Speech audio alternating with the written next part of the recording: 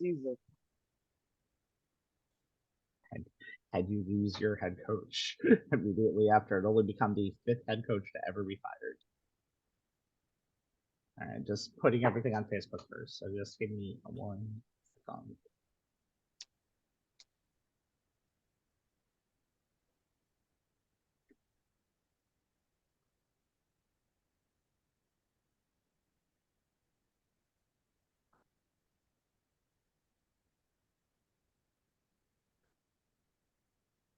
Was about to misspell and really ruin my life.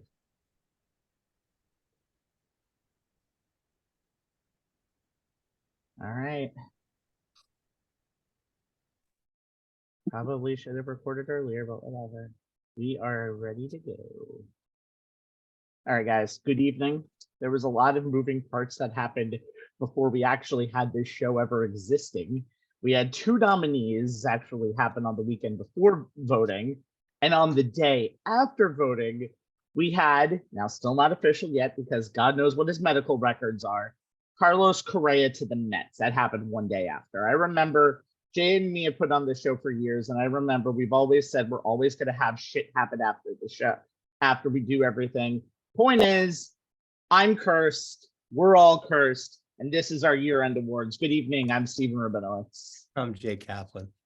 I'm Anthony Strait.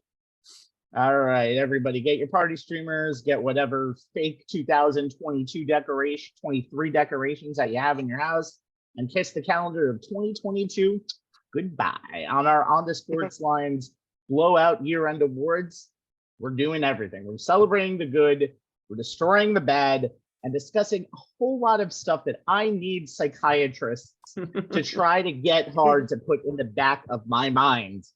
So here are my thoughts and our opening statements before we get into the best of 2023. I think I've always seen it all, and I think everybody is always surprised about something happening in 2023. And then this year happened. Just everything that happened with the Aaron Judge home run chase and actually seeing a major leaguer in the American League for the Yankees hitting 62 home runs again, with everything that happened to the NFL playoffs, to what was a wild Super Bowl, and then that Super Bowl champion being completely terrible the next year, from one of the biggest bust free agent signings in NFL history and having something pretty much equivalent to the Herschel Walker trade, which happened back in the 80s, to the point where Herschel Walker was actually running for Senate at the points during this year. The point is, NHL, seeing the Tampa Bay Lightning get dethroned, NBA, seeing a very competitive playoffs and seeing things that I've never seen before, mostly by John Morant. And just seeing everything makes me think that surprises are now over in sports. I will never, ever consider anything a surprise anymore. I want you to build off that, Anthony. 2022 just gets, we always say when we talk about the NCAA tournament, craziest tournament ever. I now want to just say every year, craziest year ever.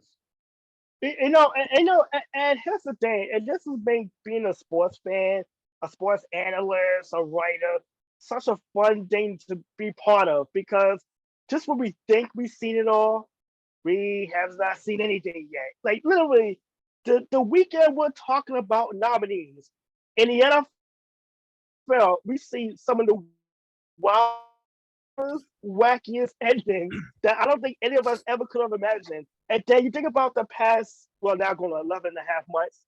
You all the way from January and the Winter Olympics, literally a few months after we had just wrapped up the Summer Olympics, and unprecedented timing because of COVID.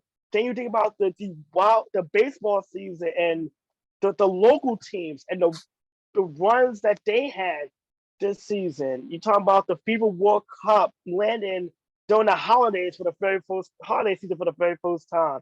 The NBA, what we saw there, what we saw in college basketball, college football, respectively. Just a smorgasbord of things that we think we saw, or we think we have seen it all, and then we just get topped every year. And I wouldn't be surprised if 2023 we see something else out of the ordinary or bizarre. Hey, look, just out of just out of left field, did any of us think that we were told that Monday Night Football and see Joe Buck and Troy Aikman doing a game? I don't think Yeah, that would have ever happened. But 2022 is giving us pretty much every day we thought we already digested and then some. And 2023 is going to be another year. Whereas, yeah, could be what the crazier. what the hell is going on? Look, guys, for me, I hope we never lose the wonder, the fascination, the enjoyment of seeing something that we previously felt was something impossible to achieve in sports getting achieved. The old saying is records are made to be broken. And I hope that we are never doing this show to the point where we become jaded to records getting broken. Every year I say it, and as Rabbi just said, March Madness is the craziest tournament ever. And every year, in some new way, some different way, and sometimes even in an old way, it never fails to meet expectations. The playoffs in the NBA and the NHL continually, annually give us so many of the things that end up on the lists, for the awards we're going to talk about tonight. I hope that never ends. Is it the same in college football? Not as far as the postseason goes, not of late, but weekly, every Saturday. I mean, the number of times, guys, we've been on our group chat, the three of us, watching whatever the marquee college football game is on any given Saturday. And, we're just blown away by something that we didn't expect to see. That being said, are there still some things that I think we can, for now at least, leave on the impossible list? Yeah, I mean, I think there's a few. College basketball, UCLA's, winning 33 in a row. I don't know that that's ever going to get broken. That's just not the way college basketball is anymore. I don't think another NFL team will go undefeated from wire to wire, including winning the Super Bowl. I just don't think the NFL's wired that way where one team can be that utterly dominant. Yeah, the Patriots came close. But I don't know that the NFL is built the way things are that can happen again. Baseball to me still has a few of those things. I don't think anyone's ever going to beat Joe DiMaggio's 56 game hitting streak. That just the way the game is played now, I think prevents that from happening. It also, I think, Cal Ripken. Right. That was going to be my next Yeah. throw, Anthony. Yeah, I don't think the way the game is played that we'll ever see Cal Ripken's streak of most consecutive games played broken. In the NHL, I don't think you'll ever see Gretzky's single season goal scoring record broken.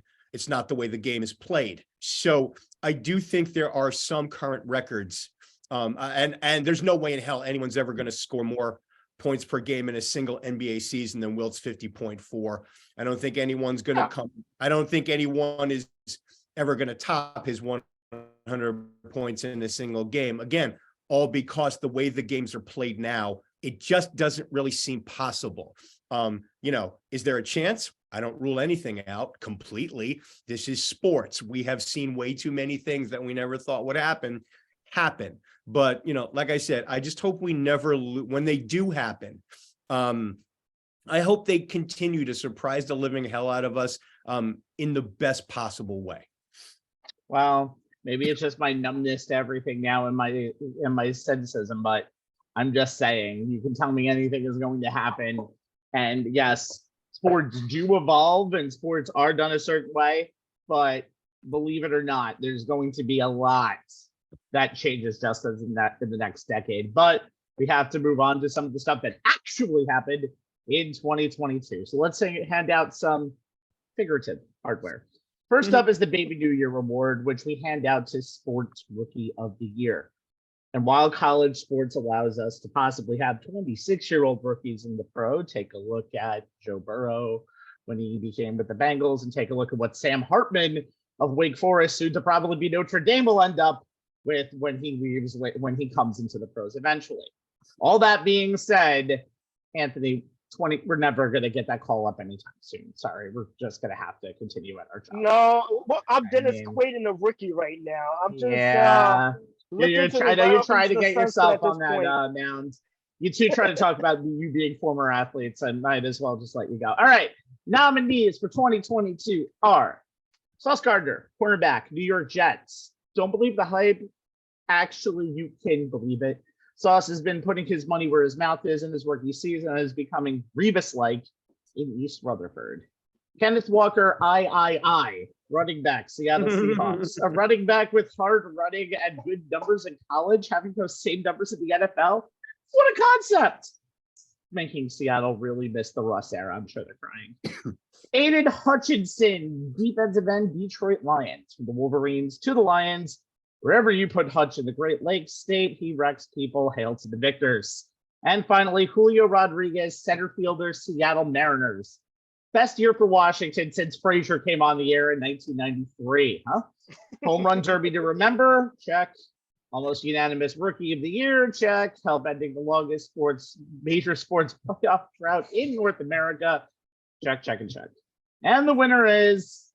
Who got the sauce? We got the sauce. We give it to Sauce Gardner of the New York Jets. And Jay, take it however you want. It was a very good rookie season for Sauce, but we say it every year. Anybody in these 4 nominees could easily have won this. Yeah, it was an interesting year in this category, as most of our nominees, 7 of the 18 came from the diamond, but yet 3 of the 4 finalists and our winner came from the gridiron. I can't argue with Sauce Gardner getting the nod here. I mean, when the performance equals the expectation, and the expectations were Revis Island level for the Cincinnati product coming in, then the award is not only well-earned, but well-deserved. I mean, the fact that he was named to the Pro Bowl as a rookie and named our Rookie of the Year is proof. He's also on the short list for Defensive Rookie of the Year. He only had 2 picks, but his 16 passes defense leads the NFL. Opposing passers have only a 63.9 rating when targeting him. But this is what seals it for me. In week 14, Gardner lined up opposite Buffalo's number 1 wideout, Stephon Diggs, multiple times. And Bills quarterback Josh Allen didn't look in his direction much, even when the coverage scheme showed there would be one-on-one opportunities. The next week, week 15, Lions quarterback Jared Goff had 38 pass attempts, 0 targeted Gardner. That's the ultimate sign of respect for a cornerback, and it's rare for that level of respect to be accorded to a rookie. I'm not surprised with the seasons of either Aiden Hutchinson, leading the Lions with 7 sacks and 2 picks, or Kenneth Walker III, leading the Seahawks in rushing yards with 803 and touchdowns with 9, are putting up, as I saw how good they were last year in the Big Ten. And all 7 of our baseball nominees. I mean, the season that Mariners center fielder Julio Rodriguez put up, 284, 345, 509 slash line, 28 homers, 75 RBI, 25 steals, 85 runs scored, and an 850 OPS in just 132 games, making the All-Star game, finishing 7th in the MVP voting, winning the Silver Slugger Award for shortstops and the AL Rookie of the Year. I mean, it's far and away worthy of making the Final 4 for this award. But at the end of the day, what Sauce Gardner has done this year, on the field and in the toughest media market in the NFL, as a centerpiece for one of the best defenses in the league, that's what got him my vote, and I think everyone else's here at On the Sports Lines for Rookie of the Year. Yeah, I'll piggyback off of that. I remember when we did our draft show, and by the way, shout out to our good friend Joseph Ball as well. We were talking about we were talking about Sauce Gardner and if the Jets would pick him up, and look. Don't put him in candidates yet, but you know what? He's been one hell of a football player. He came out with a lot of swag, a lot of confidence. And I think he's given that Jets defense a little bit of that swag and attitude. I mean, you think about this team was near the bottom of the league defensively just a year ago, and he's been part of that dramatic turnaround. And you talk about it, leads the league in pass defenses, only 2 picks, but in part because teams are less and less thrown in his direction. They really see how good he is. He has, you look on film, he has that speed to make up make up on a route where he's trailing, but they look at our finalists too. Walker and Aiden Hutchinson. You know what? They've been a big part of their teams being in the playoff chase. So even if the Seahawks and the Lions do not make the postseason respectively, you can look at them as cornerstones moving forward, particularly 100%. Hutchinson at the Detroit Lions. And Julio Rodriguez, just think about the home run derby this play he put on. 81 total home runs. And just a remarkable display, helping the Mariners get back to the postseason for the first time in 21 years. Yeah. Just a remarkable rookie campaign. I can't wait to see what he's able to do in year 2 when the Mariners are not going to be sneaking up on anybody anymore. They're going to be one of those. They haven't snuck up on people for years, by the way. They've been consistently an 85, 86 win team.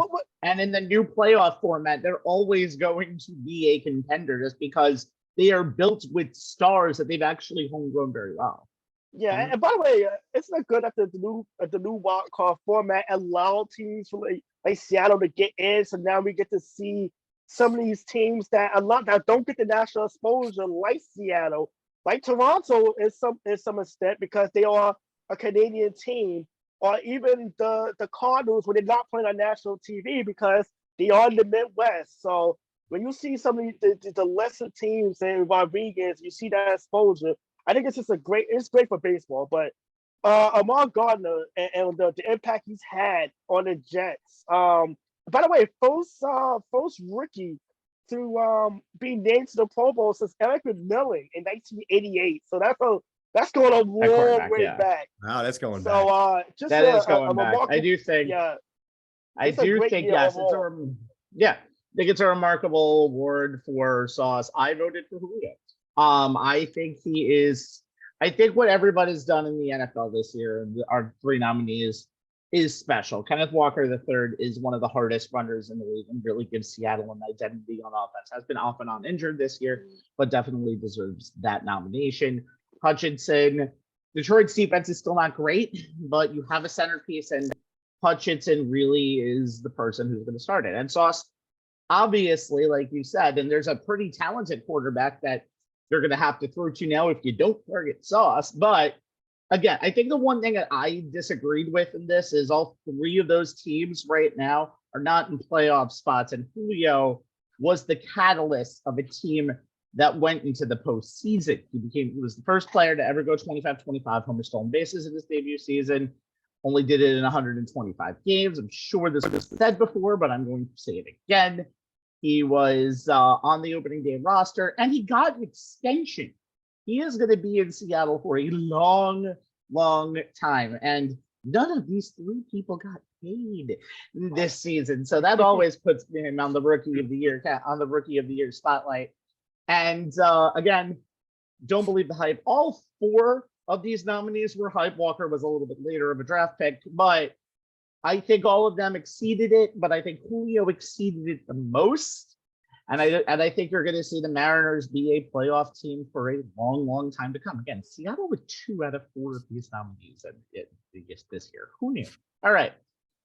Moving on. We say it all the time, and we've argued it a lot this year, especially with baseball firings. The coach and the manager is the first one to take the blame and lose his job, and the last one to get a credit, contract, and raise. And 2 of the nominees in this category would definitely fall into that category. We'll talk about that in a second. So guys, raise your figurative glass to the underappreciated in the head of the table award for best coach / manager. Nominee number 1 is Dusty Baker, Houston Astros. At 73 years old and postseason try number 12, the man whose son is not being scooped up from home plate anymore, but is actually a minor leaguer, finally wins his World Series. Rob Thompson, Philadelphia Phillies. After Joe Girardi, former head of the table nominee, I'm sure he was, floundered and was canned by Memorial Day, Rob took the life jacket and helped the Phillies get above water and to Phillies' first pennant in 13 years. Buck Showalter, New York Mets. Buck don't dance. Buck know how to manage, though. Sad to put him in the same category as Mickey Callaway and Luis Rojas. but we're only doing that because they're the predecessors to Buck. After getting the Mets' first 100-win season in 34 years, we actually don't have to. And for the second time in 2 categories, hail to the victors valiant. Jim Harbaugh, Michigan football. Couldn't win the big one against Ohio State? Nope. He's done that, and he's done that pretty emphatically 2 years in a row. And now the college football playoff is the next notch on the now beloved Ann Arbor coach's belt. And it holds up a very, very, very khaki pair of khakis. And the winner is, I swear to God, I was really afraid of this. I swear to God, we don't have bias. Anthony, it's Buck Showalter, a guy who has changed the Mets culture. Obviously, you could say Steve Cohen's done that as well, but Buck Showalter being the manager of this team, giving them some veteran leadership, led them to being one of the best teams in baseball all year long. Yeah, I think I feel away. The season ended in 2021 for the Mets with the second half meltdown. You had some of the issues going on within the team, issues with Javi Baez and the Mets had traded for in the deadline. You talk about the rather goofy argument between Lindor and Jeff McNeil. Is a rat or a squirrel?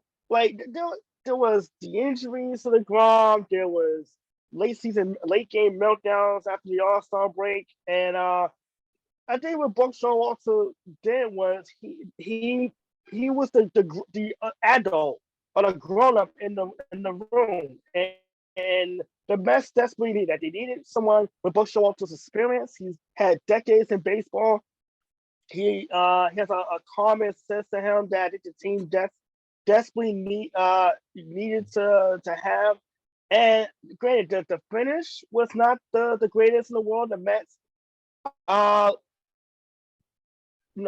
caught by the Atlanta Braves, and they lost in the wild card round. But this is a team that still won 101 games, and they did it without DeGrom for most of the year. They did it without Max Scherzer for stretches at that time. They had to deal with injuries in the lineup. Starlin Marte, notably late in the season. Peter Alonso, one of the best players, had a bit of a slight slump. So there was a lot of navigation that Buck Showalter was able to do, particularly in New York, which is without question one of the toughest places to manage. But I gotta give a nod to Dusty Baker, number one. Finally, capping off what has been a long lifetime career in baseball with that first World Series reign. He came so close to 2002 when the Giants up 3-2, and they were able to put the Angels away. So to finally do it, it's an achievement. Rob Thompson, I was at the Sunday night game where the Phillies blew that late lead to the Mets, and the next morning, Joe Girardi was fired and let go. Rob Thompson was brought in, and he immediately had the Phillies playing loose again. They weren't afraid to make mistakes. They would allow us to go out, play the game, don't worry about it. And it resulted in a team that, they clinched the wild card spot in the final weekend of the regular season, 87 wins, and then just got hot. I mean, they knocked off the heavily favored Atlanta Braves and beat the Padres on probably Anthony, one of the most. I'm going to have to interrupt you for a second. You were talking about the wild card not allowing teams in or having teams that were in it before. The Phillies would not have been in the playoffs until this year's system as the 6th seed in the NL. Yeah, the more than million. But the thing about this is, like I said, this new format is just going to open up a lot of teams. And we saw the Phillies go on this October run that was just incredible. But and Jay, I'll give it to you on this one. I mean, what Buck Showalter was able to do from April to October, and even just bringing in a lot of experience, a lot of class. The SNY Buck Camp, every time a batter got hit by a pitch, was probably one of the best days of 2022. But he's given the Mets optimism, something that we really didn't see a lot of in the organization, especially in recent years. And I would say, not since the Mets got to the World Series in 2015, that you had the fan base looking forward to the next season, see, okay, can we finally take that next step to get back to the World Series and maybe eventually win a World Series? And So that's next step, and that next step is going to be furthered along by the moves this team has made in this offseason, and they will have the highest payroll in the history of baseball or any a North American mile. sports team going into this season. Jay, what are you looking at with this awards group? It's funny, Rob. I went back and looked over the list as I was compiling my notes for this segment, and I don't think the list of nominees for this award has ever been as deep as it was this year. 27 nominees, and the 23 that didn't even make our Final Four would have a strong case to make it any other year. I mean, hell, guys, we completely forgot about Becky Hammon. I mean, all she did was lead the Las Vegas Aces to the WNBA title in her first season on the bench. Granted, she took over an Aces team that was a title contender already, but still, I mean, Steve Kerr won another NBA title. Hubert Davis took the UNC Tar Heels on an epic run to the men's basketball finals. Lincoln Riley took a USC team that was 4-8 last season and had them one step away from the CFP. What Sonny Dykes did with the TCU football team, taking them to the CFP. Kirby Smart has the University of Georgia on the doorstep of a CFP repeat. Bill Self and Don Staley won college basketball titles. Those are just some of the nominees who didn't even make our Final Four, despite the terrific seasons they had as bench bosses.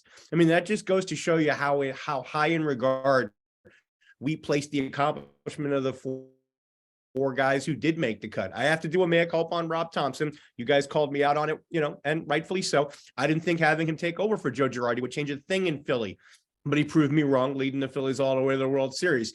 The NL East team with the worst record of the three that made the playoffs is the only one left standing in the end. And the only thing that stopped them was their performance, by the second of the MLB managers to make this list. Anthony talked about Dusty Baker. I mean, he's one of the most beloved people in all of baseball. He's the perfect choice to take over this franchise in the wake of the sign stealing scandal. He dealt with all the questions about it, deflected attention away from the players, kept the team among the game's title contenders. In his first year, pandemic shortened 2020, Astros made it to Game 7 of the ALCS. Next season, they lose to the Braves in 6 games in the World Series. And this season, his third at the helm, he led the Astros to a World Series title without stain, as opposed to their previous title in 2017. First ever championship since he was a player with the Dodgers in 1981. And after all the postseason, including World Series losses he previously endured, is there anyone who deserved a World Series title more as a manager? I've talked plenty over the last 2 years on this show about what Jim Harbaugh has done in Ann Arbor. After struggling in his first 6 seasons, at least 3 losses each year, culminating with a 2-4 pandemic shortened 2020, plus an 0-5 record against Ohio State, including 4 blowout losses. Harbaugh's turned things around, not only beating up on Ohio State the last 2 seasons, back-to-back Big Ten titles and trips to the CFP. And yet none of these accomplishments was enough to win this award. I mean, I think from the moment he was named manager of the Mets, the script began to be written for Buck Showalter to win it. We all know he was the right man, the only man to run this team. And based on his track record of taking every team he's led to the playoffs, coupled with the amount of talent on this roster, we knew it was only a matter of time before the Mets were once again fighting the Yankees for the back pages of the newspapers in the Big Apple for the right reasons. He didn't disappoint, leading them to that 100-win regular season total, a 24-win improvement from the year before. I mean, our resident Met fan here did enough gushing for the both of us, but there's no one who's more deserving of our head of the table award, nor better epitomizes it. A lot of youth in this category, considering we have the 70-year plus Buck Showalter and the 70-year plus Dusty Baker in this category. Chase basically took the entire angle I was going to go with. Sorry, with how deep partner. this award list was. We even forgot Leo Scaglione, the manager of Argentina, and Jared Bednar of the Colorado Avalanche. So we've left a lot of champions on the board here. But all deserving. You could have. There's most choices. I really wish I never put Mike McDaniel on my list, but whatever. You really could have picked any group of 4 people out of this list, and I think it would have been a pretty good choice. A lot of baseball in this first few categories, but I do have to say Buck is a deserving winner of this award. I almost wanted to go for Dusty Baker, but I think the talent does help out a tiny little bit. But again, what you got to do is just steady the ship. And I think the one sport where the manager means most to their team is baseball. And sometimes the team doesn't listen to you anymore, and like Joe Girardi, you have to get rid of them and move on to a new regime. And that would work for Rob Thompson. Dusty Baker was a voice that was needed after all of this scandal for being a legitimate person to take over the job. Buck, same thing, because they needed someone with experience to right a ship when it was off the sails. And believe me, Anthony can tell you the Mets of the past few years were definitely not swimming in the right side of the ocean. But I have to say, this is a very respectable word. And yes, Jim Harbaugh, also a very deserving nominee. I would have gone with Dykes over Harbaugh, but again, it's our votes, and that's what we went with. I think this is a very deserving award. Buck is easily the guy who should be winning. All right, guys, due to time constraints, even though we control the time, we have to announce our cringe award for biggest, in sports right now. And the winner is an owner who promotes a toxic culture, is unaware of his inappropriate tendencies, and a team that would just be much better off without the owner. No. Robert Sarver of the Sun sold the team. He's not an owner anymore. I'm not talking about him. I'm talking about Daniel Snyder, the head of the Washington now Commanders, and their third name changed in just a couple of years. And it's funny because the Washington Commanders, Jay, are a team without command, and the leader of that ship is the owner. Yeah, I mean, to say that the environment in DC is toxic is like saying the Grand Canyon's a mere hole in the ground. And you can say Congress had much better and more pressing things to occupy its time than an investigation into an NFL team. But the fact that it got to this point is saying something about just how bad things are. I mean, think about it. NFL has had 2 investigations, into sexual harassment and workplace misconduct in the last 2 years. The allegations against Snyder come from at least 50 former employees, many of whom have spoken out publicly, implicated at least 11 members and former members of the team over 18 years. I mean, add to that the lawsuit filed by the DC Attorney General claiming that the team implemented an illegal scheme to cheat DC ticket holders out of their deposits for season tickets and use the money for its own purposes. I mean, the black eyes against this organization keep happening. And honestly, Snyder refused to testify before Congress, but in a private deposition, the House Oversight Committee claimed this.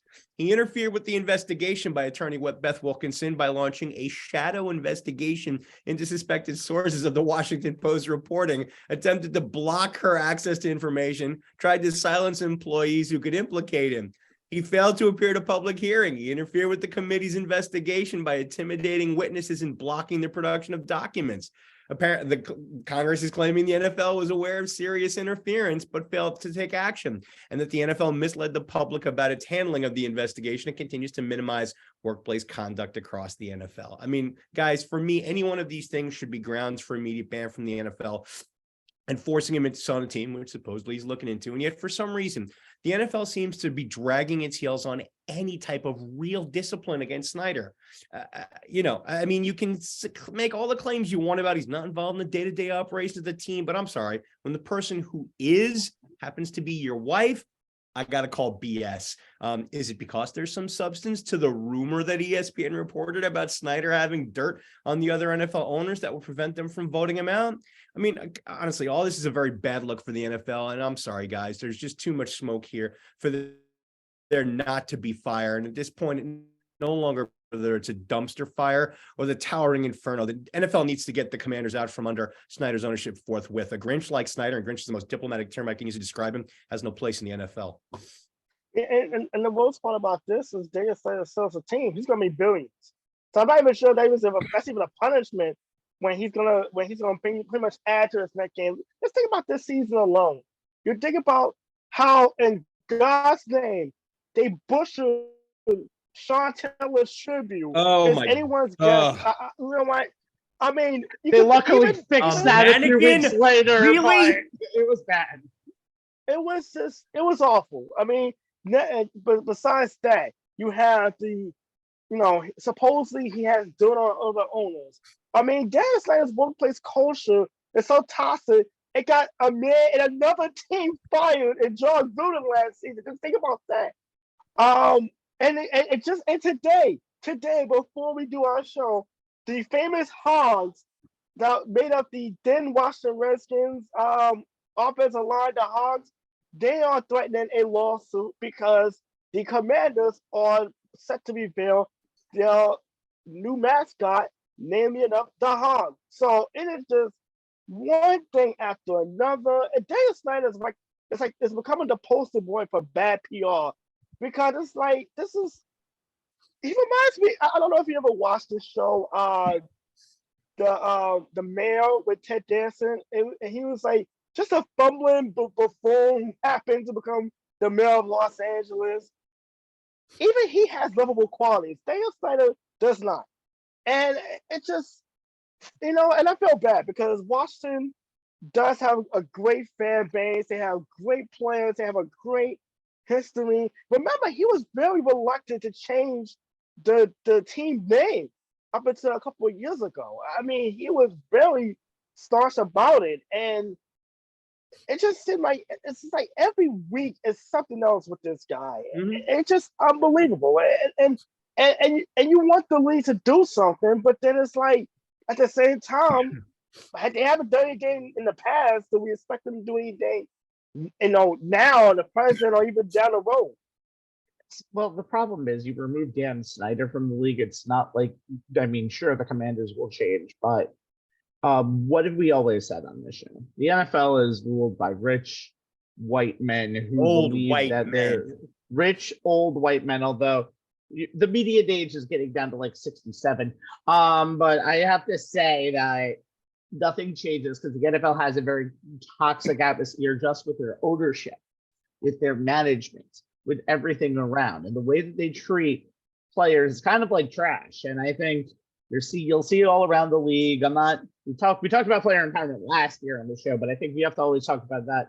The reason that player empowerment exists is because owners are most of the time people that don't really care about fans, don't really care about players. They care about their notoriety and how much money gets lined in their pockets because of their notoriety. You're not going to see, can't believe I'm saying this, a lot of Steve Cohens in the world who are like, I want to make the team better and I don't really give a damn how much money it costs. Of course, he's the richest man in the world, but even that, you also see it with Steve Ballmer with the Clippers. But those people are few and far between. But because for every Steve Ballmer, there's a Jerry Jones.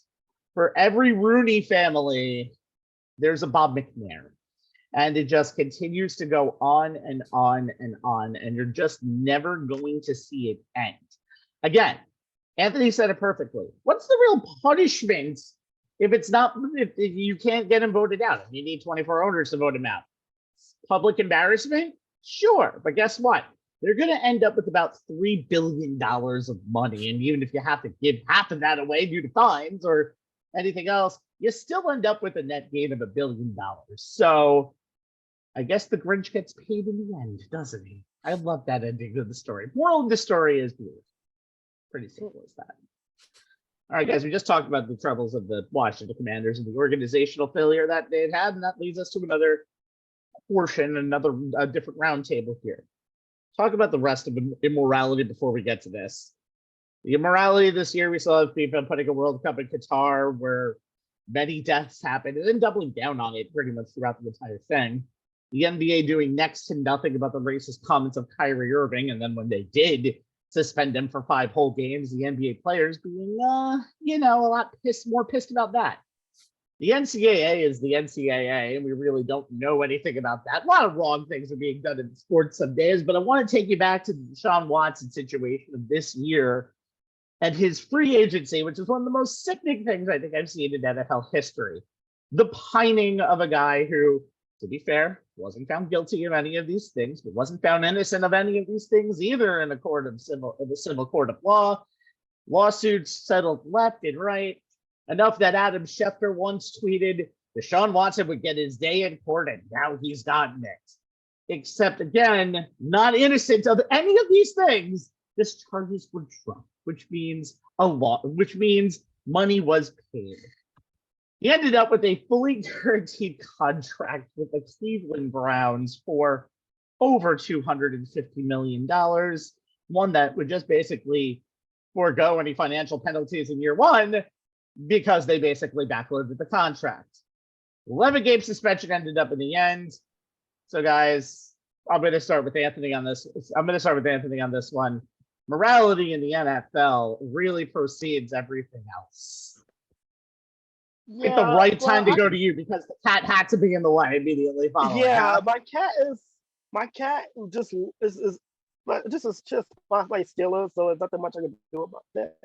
But I can tell you why the morality is gone, and just pretty much says it all. There it is. Money. Chris Ponies. Yeah, money and more money. Pretty much where the morality is gone. We're in an age where we got multi-billion-dollar TV contracts that are doing the talking, and as long as the net worth of the money keeps flowing in, you're not going to see much morale. I mean, look at the World Cup. I mean, Qatar. I think we can all agree that Qatar had no business hosting a World Cup, considering what we've heard as far as human rights and some of the deaths that are taking place, just building some of the structures that held some of these World Cup matches.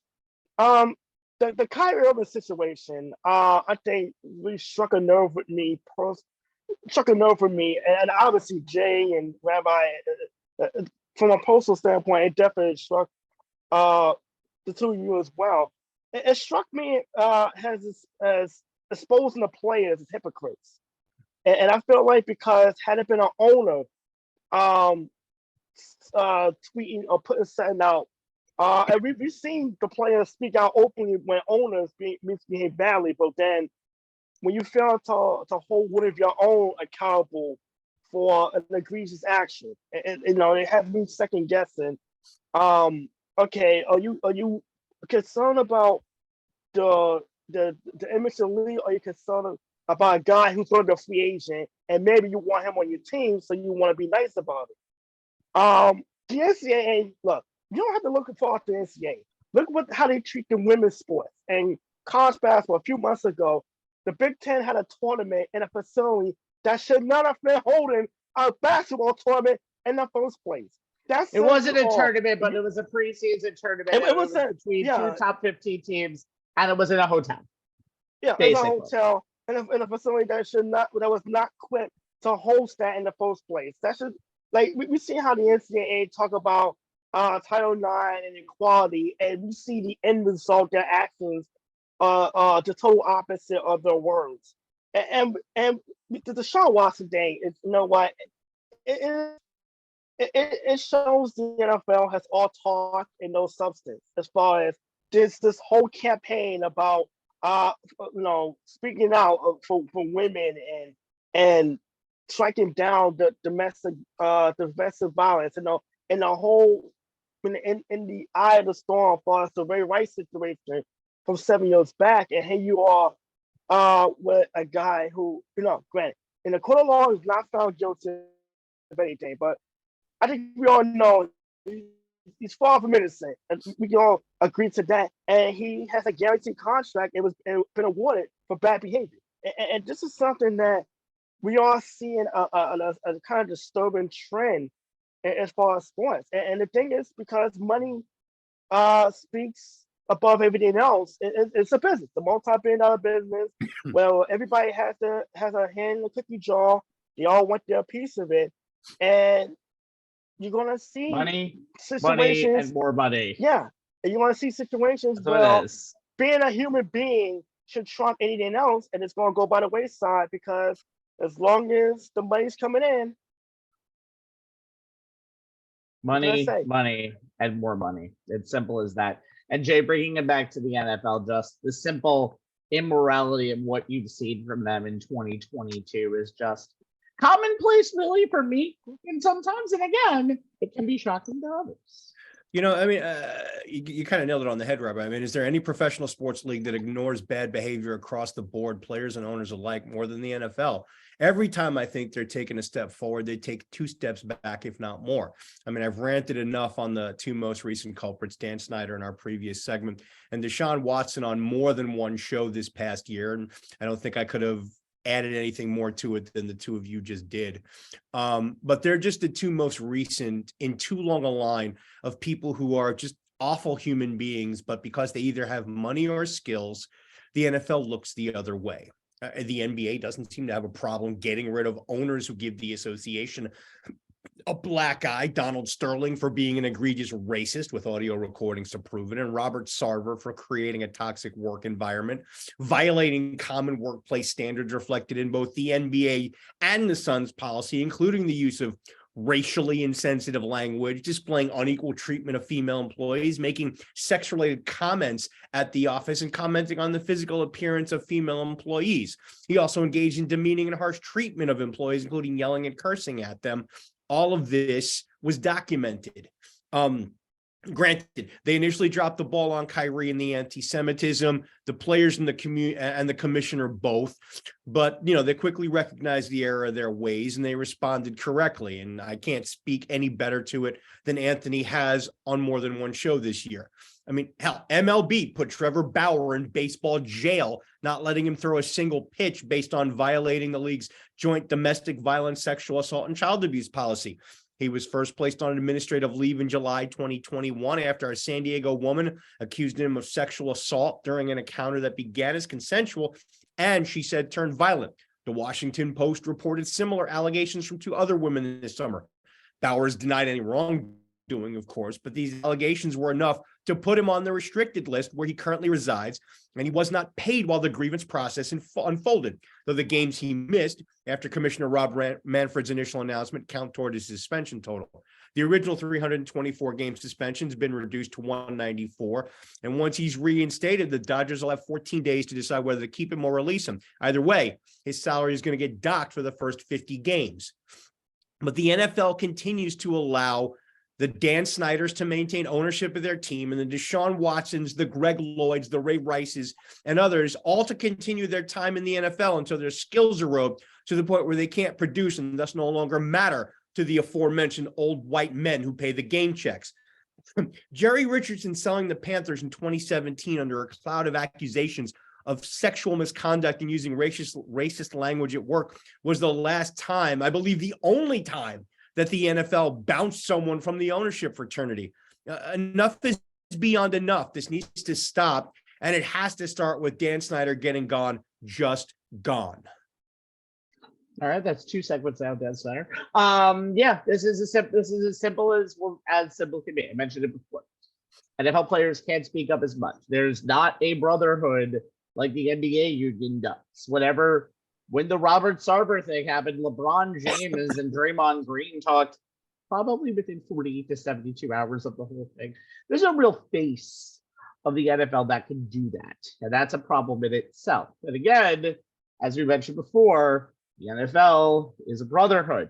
It's not in the way of the players, it's in the way of the owners. And that's why we're in this situation that we have right here. But the immorals are all over the place right now. I think we've learned a lot that when it becomes players, when it comes to owners, when it comes to coaches like Gruden from a year ago, when it comes to fans, our morals have kind of dropped the ball a little bit more than I think many people would have liked. And that, my friends, is exactly why we have a little bit of an attitude problem in all of the sports in general. And now we will continue on with our award show as I let in 2 people, and I'm going to bet you it's only going to be 1 for a little bit of a moment. And Sean Roman joins us from his beautiful palatial estate in Queens. Hopefully he can get himself up. We'll also have one of the founding members of the show, Pedro Hazel Jr., coming on after not too long from now. Good evening, Sean. You are dressed up in the year 9. Yeah. Hey, Jay, thanks for shaving. Good. Yes. And, I had to at least do that, Sean. I mean, I didn't do that myself. So we're a little off on that. Pedro was also. I can't be scruffy like the rest of these guys. That's good, okay? All right. While Sean beard shames us, let's continue on with our awards this evening, and we move to what the fuck? Yeah, our Tofurkey Awards that our committee. By the way, good evening, Pedro. How are you? Hi, Yang. Hey, folks. How y'all doing? Hey, Pedro. How are your holidays? Good? Our holidays have Oh, been very good. Yeah. Yeah. Nice to see two people who have helped us on our show for many years when we were back in Manhattan. And of course, Pedro, one of the founders of On the Sports Lines being here. We're always used to seeing Steve Ferguson next to you. Unfortunately, Steve has other commitments tonight. So let's move on again with what the fuck? We had so many Tofurkey Awards that our committee, me, Jay, and the five of us decided that we needed two separate awards this year. So we're going to start with the amazing moments that make you say, I don't believe what I just saw. Here are the nominees for the good Tofurkey, and I don't think there's such a, but it's still a thing here. The NFL playoffs. Here we go. So in the divisional round, the Bengals beat the Titans in the last second. Aaron Rodgers choked again against the Niners in the snow. The Rams blew a big lead against the Bucs, and then ended up winning in the gum thanks to Cooper Kupp doing Cooper Kupp things. Josh Allen and Patrick Mahomes engaged in an epic duel where 13 seconds couldn't stop Mahomes, and the Chiefs eventually win in overtime. But the Chiefs lose to Jesus Joe Burrow and the Bengals at the last second field goal, blowing a 21-3 lead. And then the Rams finally beat the 49ers, the team that they haven't beaten in God knows how long, and then win in the final 2 minutes of the Super Bowl against the Bengals. And that's the short version of the 2021-22 NFL playoffs. Speaking of short, 17 innings of scoreless ALDS ball between the Astros and the Mariners finally ends with a Jeremy Pena home run. And the Astros never apparently want to lose to Seattle ever. Morocco gives Africa their first World Cup semifinal team ever. And they almost become champions of Europe, beating Belgium, Spain, and Portugal. Top 10 UEFA teams on the way to glory, but unfortunately lose to France in the semifinals. Serena Williams proves age ain't nothing but a number, but if you're supremely talented, who cares? Getting to the third round of Wimbledon and going on a crazy run, and took out the number 2 woman in the world along the way. And the winner is the least offensive bunch of the least offensive nominee of the bunch. Least offensive nominee of the bunch. Literally. It's the Astros Mariners Game 3 bonanza. And Pedro, as a lifelong baseball fan, you appreciate the 18 inning scoreless game more than I do. But seeing a game like that is kind of insane. I mean, it was like I was watching the highlights, and it was like one of the things that they had like some really good plays. There's some really good plays in that game. And it actually, George Kirby, he was in a couple of jams and managed to get out of them. And then you had some really great catches. Julio Rodriguez in the 16th inning and Kelman's catch in the 18th inning. I mean, it had everything. Strikeouts, there even was like a trick play at first base. I mean, it had everything. I mean, it was the most exciting games out there. Sean, I know you appreciate a baseball 18 inning scoreless game more than I do as well. Did you think that this deserved the win? Those are really incredible. I just remember from being young, the thing that always separated baseball was it was the one game that's not, until now, timed by a clock. Everything else is a type of countdown. Well, baseball has always been a pure game because it can go on until one side or the other really wins. And so it was fun when games, even in the middle of the season, if it was the Yankees or Mets, and those were the only local ones you could hear, whether they went really deep into like the 13th or 17th inning, they were always special. So to see it happen in the playoffs was really special. Now, I thought that the most incredible moment of the year was that just shocked me. Really just took my breath away. And I don't even think I saw it live. I think I saw like the ping on the phone and I read it because I think it was at an odd hour. When Lindsey Jacobellis won the gold medal for that snowboard cross race, because I remember in 2006, snowcross had to be like a new sport. That had to be like It was the first year of doing it. And she was like the leader. And it was a way kids on the mountains, the way the sport developed, they would race down with their snowboards. And then eventually they did the half pipe. And then they said, hey, let's have a race where it's everybody going nuts on the course. It was like a fun, wild, anything can happen type of event. It was sort of an equivalent of what Apollo Antonona was doing in the short track speed racing. It was just a free for all where everything could happen. So she was on the verge of her gold medal, and she did like a little trick because nobody was around her. It wasn't the craziest type of trick. It was like just a little ding with her board. She landed on a heel, spun out. Somebody passed her, and then she had enough sense to get the silver. How many years later is this? In 2022, that she comes back each year. That determination, I mean, that exemplifies sports better and more than anything else. That type of grit and determination over a decade and reaching the mountaintop at her age, which is probably about 40 right now, was the most incredible moment of sports that I recall all year. Jay, you have the same feeling. We go over these awards every single year, and now that we finally actually kind of separated them into two categories, you can kind of see the good and the bad and the ugly of this award. But the good always can surprise you. Yeah, I mean, and you kind of laid it out there. I mean, this in the past, this award has always been a neutral award, both positive and negative, because, either one can cause us to explain what the F, So, and, it kind of was interesting to me, to kind of go over the list of nominees after, we got them. And for you and I to make the executive decision to split the award into two, I can't believe what I just saw for the good. And are you effing kidding me for the bad? The other three finalists on the good list, if you will, are very deserving. I mean, we love seeing an underdog make a Cinderella type run in a postseason tournament. It's why we all love March Madness so much. So Morocco's run to the World Cup semis evokes the same type of emotion, but to a much larger degree as the World Cup is played on a much larger world stage. And that's saying something coming from OTL's resident March Madness aficionado. I'll leave just how big this actually is to our resident world finish. What Serena Williams did at the US Open this year at age 40 was nothing short of remarkable. I was there for her epic 3-set win over number 2 Annette Kontaveit, and it was as if Serena had turned back time. She had played just 4 matches all season, winning just once, but you'd never know it that night. The crowd gave her a standing ovation that night and the following night when she lost in the third round to eventual quarterfinalist Ayla Tomljanovic. Sorry. Tomljanovic, you got it right. You actually got that right. Okay. What we saw in the NFL playoffs that you alluded to in your opening remarks for the segment, Rabbi, once the games reached the divisional and conference championship rounds, was everything that we love about the NFL in general, and especially in January. The epic duel between Patrick Mahomes and Josh Allen is one that I wouldn't mind seeing every year.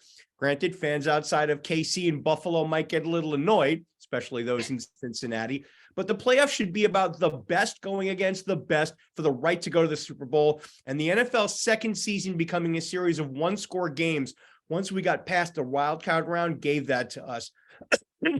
I'll borrow the famous quote from Charles Dickinson's Oliver Twist. Please, sir, may I have some more, please? But for me, all of that kind of compels in comparison to game 3 of this year's ALDS between the Astros and the Mariners. I mean, both Pedro and Sean alluded to it. I mean, as much as we talk about epic postseason games in other sports, there is something about an epic Major League Baseball playoff game. And all you need is the headline that Rabbi used in nominating this game. And this is the quote: the Astros Mariners ALDS game 3 goes scoreless for 17 innings, all caps there, until Jeremy Pena ultimately breaks through in the 18th and sends the Astros to the ALCS. The game was tied for longest by innings in postseason history. Done 3 previous times. It was the longest scoreless postseason game ever, topping a 15-inning record set by the Guardians and the Rays just 6 days prior. It started early in the afternoon and it ended when the sky was pitch black. A total of 6 hours and 22 minutes set the record for longest scoreless game in MLB postseason history. The drama, the way it ended with a walk-off home run, the fact that it sent the Astros to the ALCS, it deserves the good WTF award. Yeah, looking at these the nominees, the NFL playoffs. I mean, from the division round on, which is an absolute heart-stopping experience. Every game down to the wire. That's what you want, especially in the postseason. Serena turning back the clock one more time, reminding everyone how great, just how much of a goat she has been to the sport of tennis. Um, Trust me, if you ask me, if I would ever speak about Morocco, it was because I went to see Almost Famous, and Sweet Penny Lane was singing about one day. Thank God you didn't mention Morocco. Casablanca. They were fantastic. God you didn't mention Casablanca. But Play it again, Sam. Morocco, yeah, but Morocco's did, of course. Cinderella run to the World Cup semifinals, first African nation to break through. Just incredible, and a World Cup full of great underdog stories. How about Japan getting out of group play too? So that was another kind of a kind of a great story. But the Astros and Mariners, and I remember sitting at home, and I think it was actually not too long after we did a show that earlier that day, I believe, and the game started, and you watched it. If you watched watch the stadium, T-Mobile Park, it was early afternoon, dusk, and then nightfall, and this game was still going on and completely scoreless. And this is the week after the Guardians and the Rays went 15 innings without scoring. It was Jack Morris, John Smokes, World Series like, and it was just like the game could have gone either way. And you won as a Mariner fan, the opportunity to possibly extend that series, and knowing that you probably would have gotten an actual team that burned through their bullpen just 10 hours later with a chance to send it to a fifth game. I think that's something that the Mariners probably thought of, going to be thinking about going into spring training. But the Astros, I mean, the resolve and Pena winning it in the 18th inning. I think that was an early sign of what the championship pedigree was going to, how it's going to play into the rest of October. And obviously we'll talk more about the Astros later on in the show. But the October baseball is something, and Sean, you pointed out, there's no clock. There's no clock. There's no time. You can't sit on a lead. And we saw it and we saw it in the Toronto. You just seen all of these. It's almost like comebacks, Anthony, are almost like a dime a dozen. Looking at the rest of these nominees, I'm surprised we didn't get them both on here, but UNC basketball's run to the national championship, leading to the first ever Duke UNC NCAA tournament game, and it's a national semifinal, for God's sakes. Michigan football winning again in Ohio, winning this time in Ohio State, literally dominating most of the way after the second half. Geno Smith becoming a household name and possibly a long-term solution at quarterback and being better than Russell Wilson. Two-point conversion madness during this. The Giants literally kicking off their whole entire season with the basic two-point conversion for the win. And Alabama's season going to hell basically on another two-point conversion for the win. There's just so many good nominees. I'll save y'all the trouble. The winner should have been the NFL playoffs. I'm shocked that we had so many people go for the 18 inning game. I think it's still crazy to see something like that in this day and age, but to see all of this stuff that happened, a guy getting sacked 7 times and still ending up winning, getting sacked 9 times and still ending up winning in the end.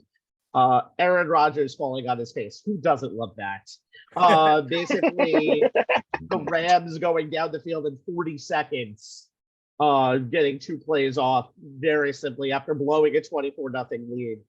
Can you top this matchup between Josh Allen and Patrick Mahomes? And by the way, I think there's people all around America outside of Cincinnati that want to see that again, unless you have a team, a dog in the fight.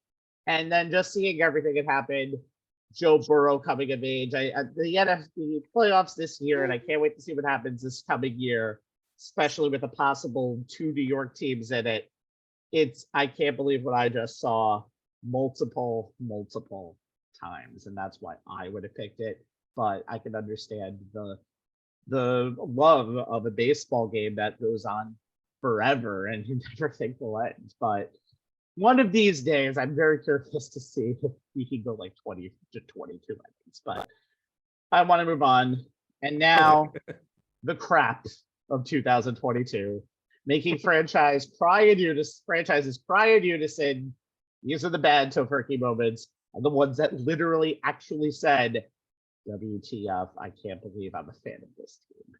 Speaking of fans of people who nobody understands, Kyrie Irving, mask refusal, standing ovation in his first game back after the ban gets lifted from an organization that isn't really Brooklyn fans to begin with. An aid free agency period that made him pick up a $36 million option that he's never refused. And oh yeah, a tweet supporting racist material. The Brooklyn Nets are a WTF themselves, but Kyrie Irving just gets a WTF sideshow award. Coming up now, I want you to imagine the last play for the New England Patriots. Let's run a pitchy woo-woo situation. Let's have Ramondre Stevenson get it back to Jacoby Myers, and then, well, you know what happened after that. A lateral that basically to nobody but Chandler Jones, who hasn't been a Patriot for 7 years. Flattens back Jones, runs back for a touchdown. Oh yeah, they were tied at this point, so they easily could have just kneeled it down and gone to OT. But why do that when you could have an improbable win for the Raiders and an indescribable embarrassment for the Patriots? Moving on to the Indianapolis Colts. What do you get when you hire a coach in Jeff Saturday that was just doing ESPN analysis 5 years prior? Well, you get to be on the short side of the largest comeback in NFL history. 33-0 Colts in the third quarter, 39-37 Minnesota Vikings in OT. Oh yeah, and the person who now is authored the second largest comeback is the guy you fired in Frank Reich. Karma. And finally, Russia. I'm sorry, the IOC has banned me from saying Russia. Rock figure skater Kamila Valieva goes from 15-year-old Olympic favorite to 15-year-old disgraced positive drug tester. The IOC still lets her compete somehow, but she chokes and finishes fourth. What a saga. Of course, Russia, the Rock wins up winning in the end, but it's not the one that they thought it would be. Okay, and the winner is the Patriots, pitchy, woo-woo, Stanford band, whatever you think it could be, that went south in a hurry. Sean, no bad choice here. I'm sure you can go a little bit off the board here, but we have 4 strong nominees in this category. You do. I got to go off the board because after we had this category, I remembered back to early in the year, and I am thinking, WTF was Novak Djokovic doing in flying to Australia, knowing what the immigration policy that's a bad one too. Knowing that there's a very liberal government, and he goes, I'm just gonna go for it. What could happen? So he gets held in quarantine. There's all types of court proceedings. They release him, but ultimately their version of federal authorities get involved, and they're like, no, this is what the law is. We have this public policy that's for everybody. We're promoting vaccination, so we're not allowing travelers in because we're afraid of the pandemic that has taken X amount of lives.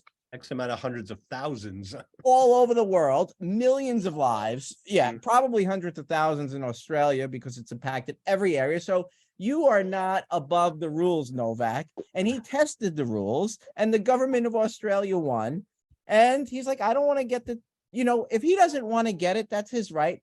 He shouldn't participate. He should exclude himself from those types of tournaments like he did with the US Open. In New York here, we have these policies that kept athletes out for the time being. Now that's changed a little bit in Brooklyn. That could go into the Kyrie Irving discussion.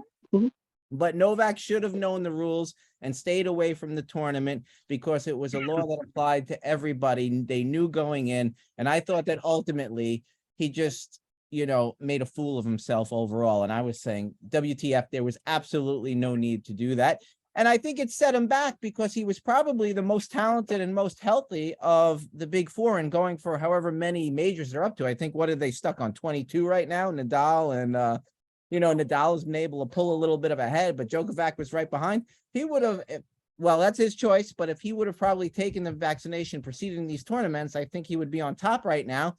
But that was a decision he made for himself, and now he's behind, and then he may not have been fighting as strong for these years and taken him out of the competition. It may hurt him in the long run overall, his personal decision to act the way he did.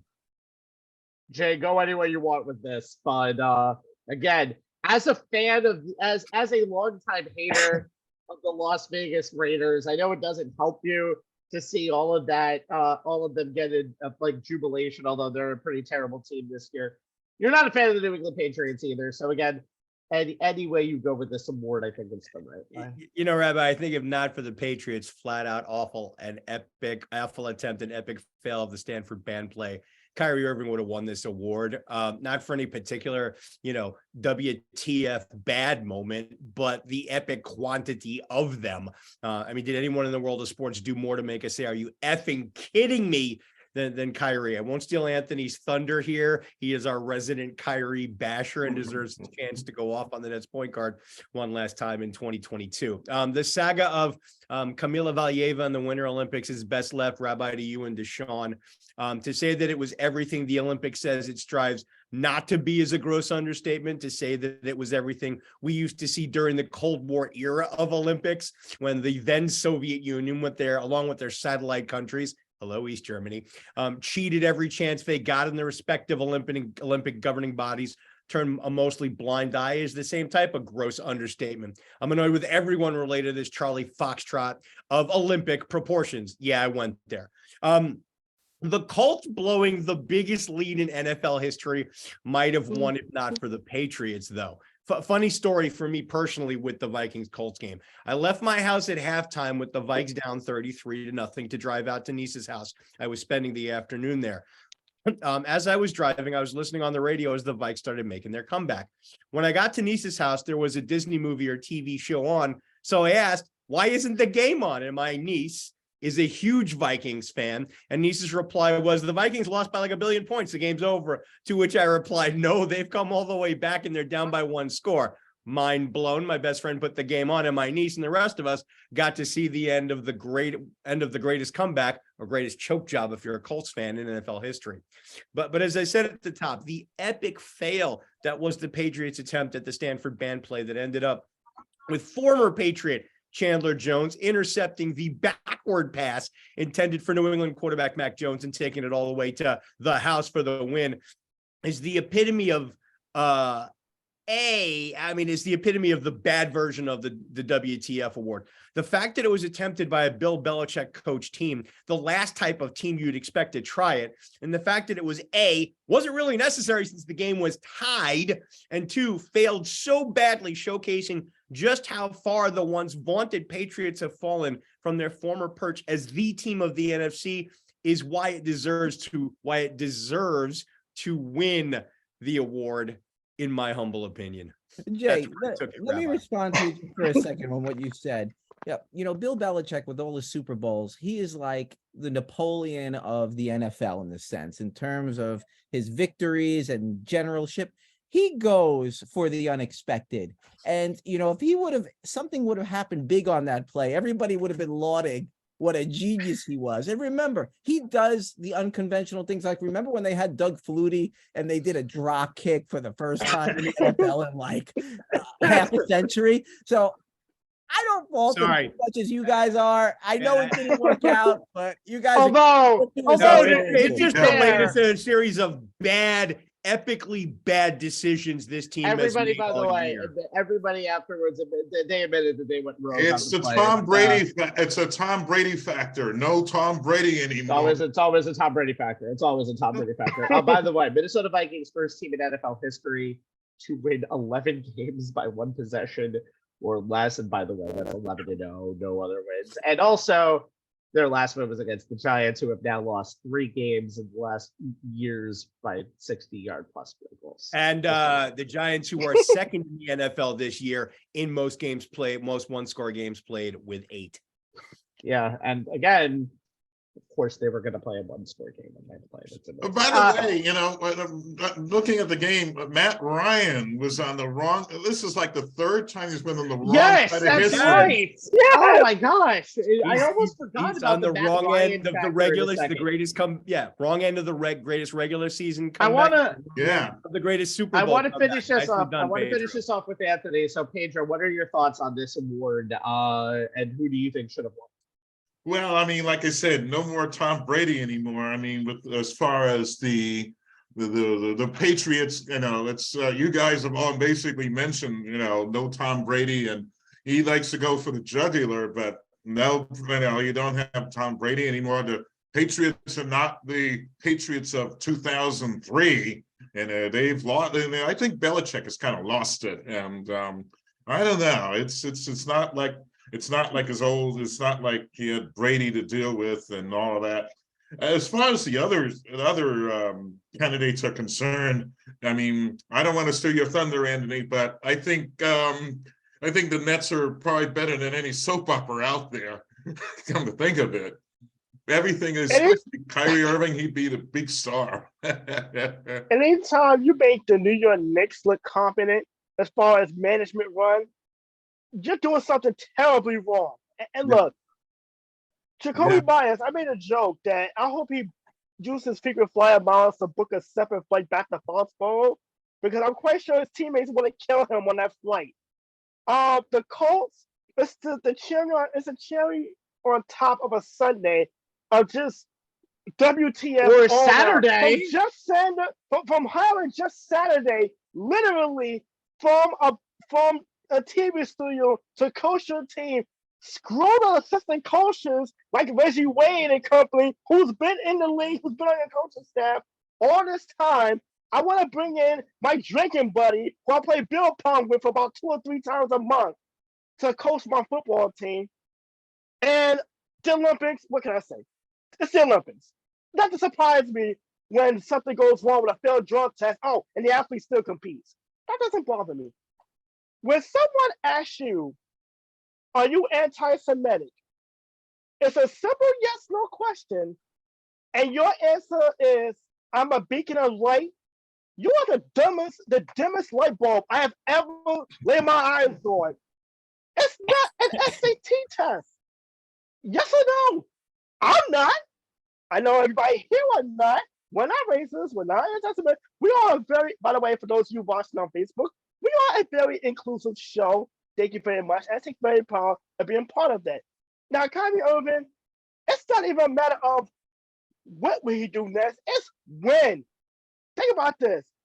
Look, I was actually on his side with the whole vaccination thing. That was his personal choice.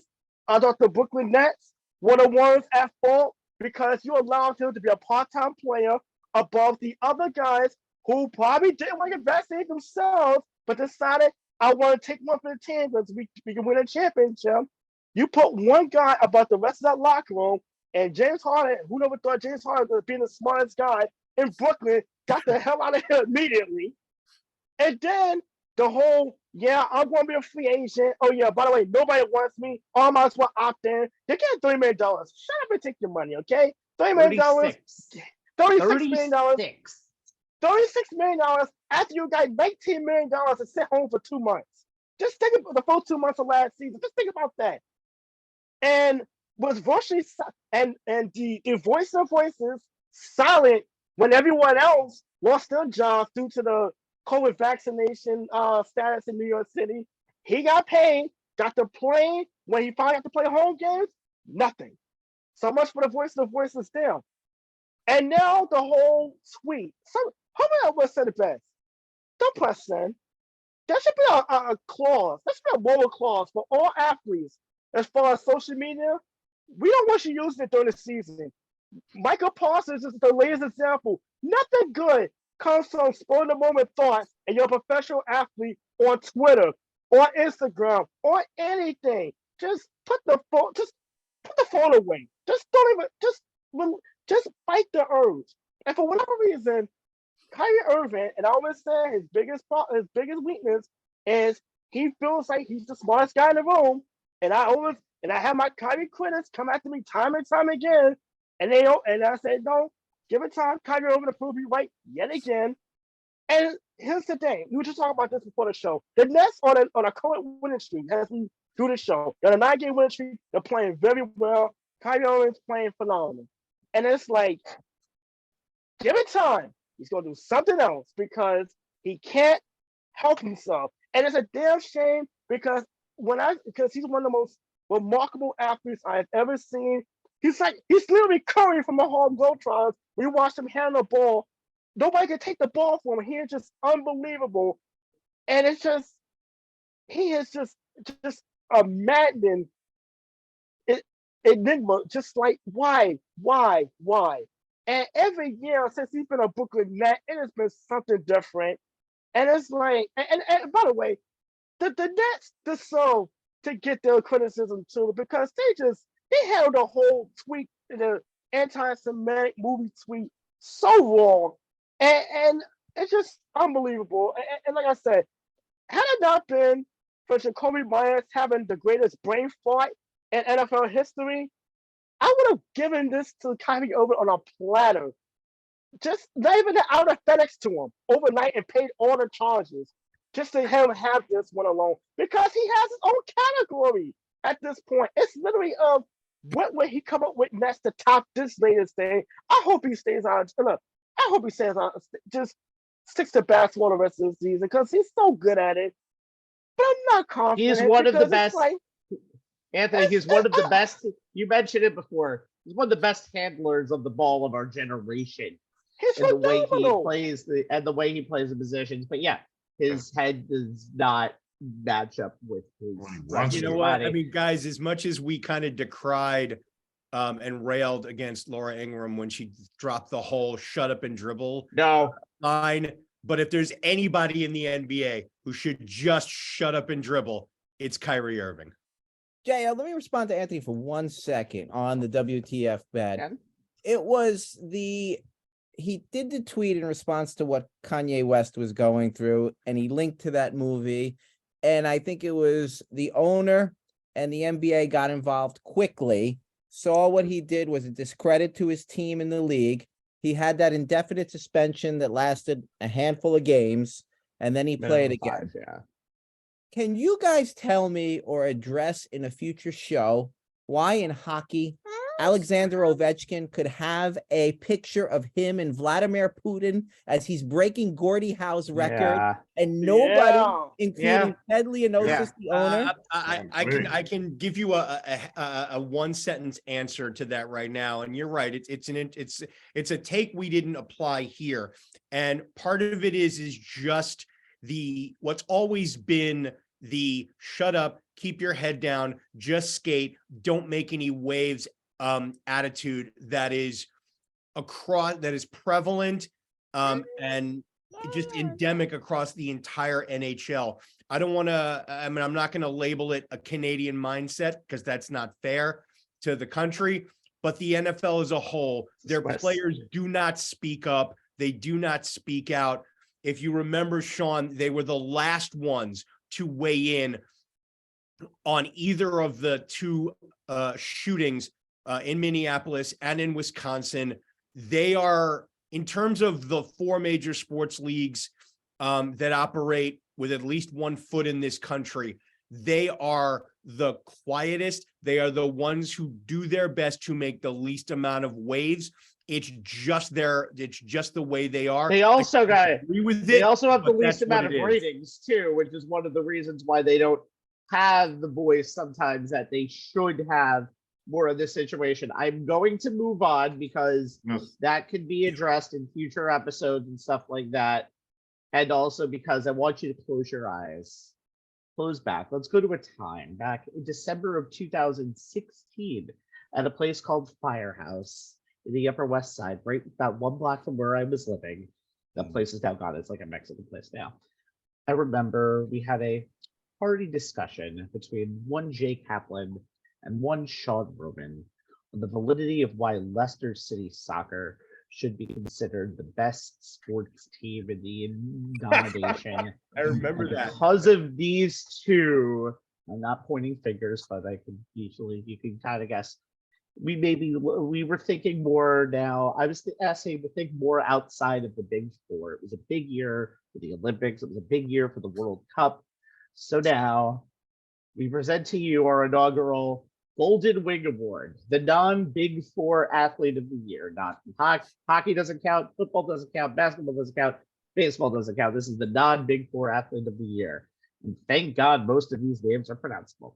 Kylian Mbappe, France Soccer, trying to help France Soccer, help apparently wasn't the pronounceable word, becoming the first back-to-back World Cup champs in almost 60 years. All Mbappe did was get the second hat trick in Cup Finals history So Kylian's 8 goals got him a golden boot, and knowing that he's going to dominate Europe for a long time to come, and he's only 24. Didn't get the World Cup, though, because that went to our next nominee, Lionel Messi, Argentina soccer. With the weight of the world, it's just Argentina, but it definitely feels like the weight of the world on his shoulders. Messi's 7 World Cup goals got him that one final that he was looking for. Legacy cemented, and I dare you to find someone who brings up Ronaldo in the same sentence as him again. That's done.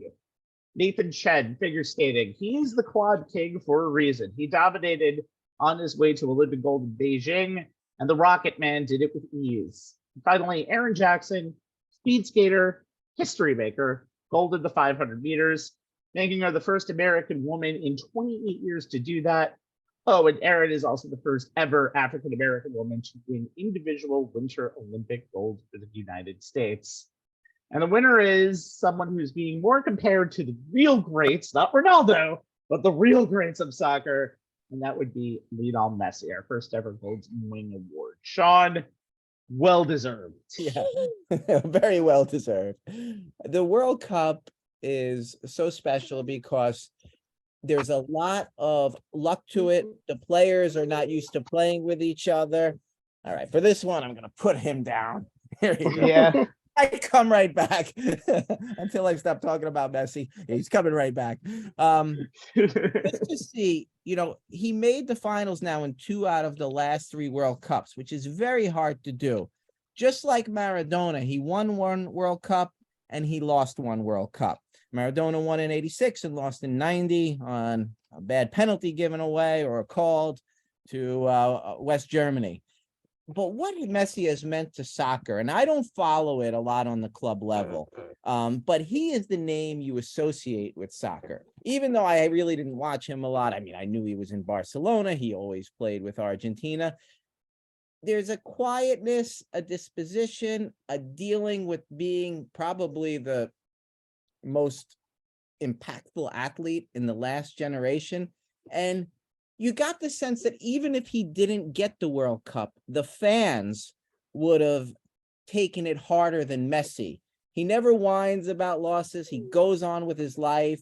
He deals with wins and losses in a very mature way, but deep down, he did want it. There was an Argentinian reporter before the game who went up to him, who was almost crying, like, just thank you so much for what you've done to us. And even if you don't win this, you've been a great symbol for us in our country. And he comforted her, saying, thank you so much. It means so much to hear that. And it's just the way, he doesn't have that type of arrogance that many other great athletes. That's right. He's right. So just to see him win at the twilight of his career, I almost thought that he shouldn't play another soccer game again, and he should go out like this, because right now there is nothing left for him to do. He has done it all. And one more thing to add, I was kind of rooting for Brazil this go around, because the greatest ambassador for soccer is Pelé. And he is probably on the precipice of death with very serious cancer. And he is watching from his hospital with his family. And I thought seeing Brazil, on his send-off, going out as champs, would have given him a great spiritual lift. So I was rooting for Brazil, but Pelé did make a statement congratulating Messi, and to his honor said that Maradona is watching you down from heaven and congratulating you. So saying something very kind, even though he always was a starch rival of Argentina. Big time. Is very classy to the end. And the first non-UEFA team to win a World Cup in 2 decades, by the way, since Brazil did it last in 2002. By the way, the numbers on him is amazing on a club level. 11 La Ligas and 4 Champions League trophies. 4. And he's trying to do that again this next year for PSG. Anything the man does in the rest of his life is gravy. And I'm going to just mention, Anthony, what stands out to you about these 4 nominees? Messi, obviously the most, but we have 4 pretty damn good nominees altogether. Yeah, I think the football world, if you weren't familiar with Mbappe before the World Cup, you know about him now, because he almost single-handedly won the World Cup final by himself for his team. It's just unbelievable. And he's 23 years old. just think about this. He's 23, and we are seeing not even a sliver of what a great athlete he really is. Nathan Chan's dominance certainly can't be overlooked, and Eric Jackson, of course. Anytime you make history, and you make history on a level where me being obviously African American, and to open a door, hopefully, for many more to come. I think that's always worth noticing, and to always be placed somewhere on its own, because that is, like I said, hopefully opening the door for many more to come in future Winter Olympic Games. Messi, I think he solidified his legacy. He's out of the shadow of Diego Maradona, and bringing Argentina a World Cup. Also, he did something else that I think is even more impressive. The most liked picture on Instagram. He beat the egg, by the way, on Instagram for the most liked Instagram pic of all time. So he made history on a number of occasions, but to do it on a digital level where everyone just loves your picture, it's just it's unbelievable. This is the internet age we all live in, ladies and gentlemen. So I'll give the floor check to out you. our Instagram. Check out Jay's Instagram, where we will be posting after the in that same picture in bed with one of our Golden Turducken Awards, and we'll see how many likes that actually gets. All right, Pedro, what were you looking at with this category? I mean, it was like I was looking at this tournament, between France and Argentina, and it was just an incredible match. The old versus the new, the veteran star versus that is Messi versus the present star Mbappe, and I mean Mbappe almost won the World Cup for France. He scored all the goals for the team, but it was France was like nowhere for the first 80 minutes. It was like France was completely dead. It was like 2-0 Argentina for like the first 80 minutes, and all of a sudden France woke up, and Mbappe was the leader. Ended up tying the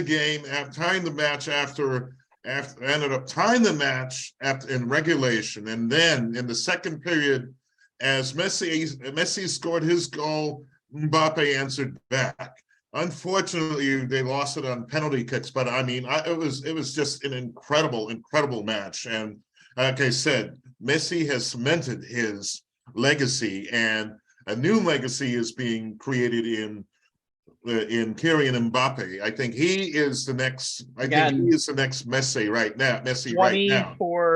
24 years old. Sky's the limit for him. At least 2 or 3 World Cups. Yes, yeah. I mean, he has to get to that point. Yeah, but right now, he's the big star. I'm just talking about participating in Pedro, not even just actually playing it. So it's going to be a very interesting career run. And then Mbappe and Messi are teammates, by the way. In Paris Saint-Germain, a team who's very likely one of the favorites in the Champions League. Jay, finish us off. Yeah, it's a hell of a sports year when the rabbi and I actually have to create a new award, this Golden Wing Award for Best Other Athlete of the Year. But, when you have the Olympics and the World Cup in the same year, we kind of had no choice. All 4 of our finalists meet the best criteria, at least in my opinion, which to me means you're either putting up a historic or epic performance. And the case could be made that each of them did both. I'll leave Nathan Chen's gold medal performance and how he crushed the rest of the field in doing so to the rabbi. Suffice it to say, I agree that the description of crushed is about as apt as it gets in describing what the Quad King did in Beijing. Aaron Jackson was the U.S. Olympian that struck the biggest chord with me in the aftermath of the games. We wrapped up our Olympics coverage in our February 17th show, and I told her story. How she went from a roller derby and inline skater to the 2018 Olympic speed skating team. How 4 years later, she became the gold medal favorite before a stumble prevented her from qualifying, only to have teammate Brittany Bowe give up her spot to Jackson so that the quote, best 500-meter speed skater in the world, can compete in Beijing. Jackson became the first Black woman to win an individual speed skating medal at the Olympics, and it broke a gold medal drought by American women in the 500 meters that went all the way back to Bonnie Blair in 1994. Jackson's gold also ended an overall Olympic speed skating medal drought that dated back to 2002 for the American women and 2010 across both men's and women's Olympic speed skating. She joined Shani Davis, who won gold in the 1,000 meters and silver in the 1,500 in both 2006 and 2010, becoming the second Black athlete to win an Olympic medal in speed skating. From inline skater in 2017 to almost not making Beijing to taking, at all, to taking home the gold. I mean, Olympic stories don't get much better than that, nor do finalist stories for this new award.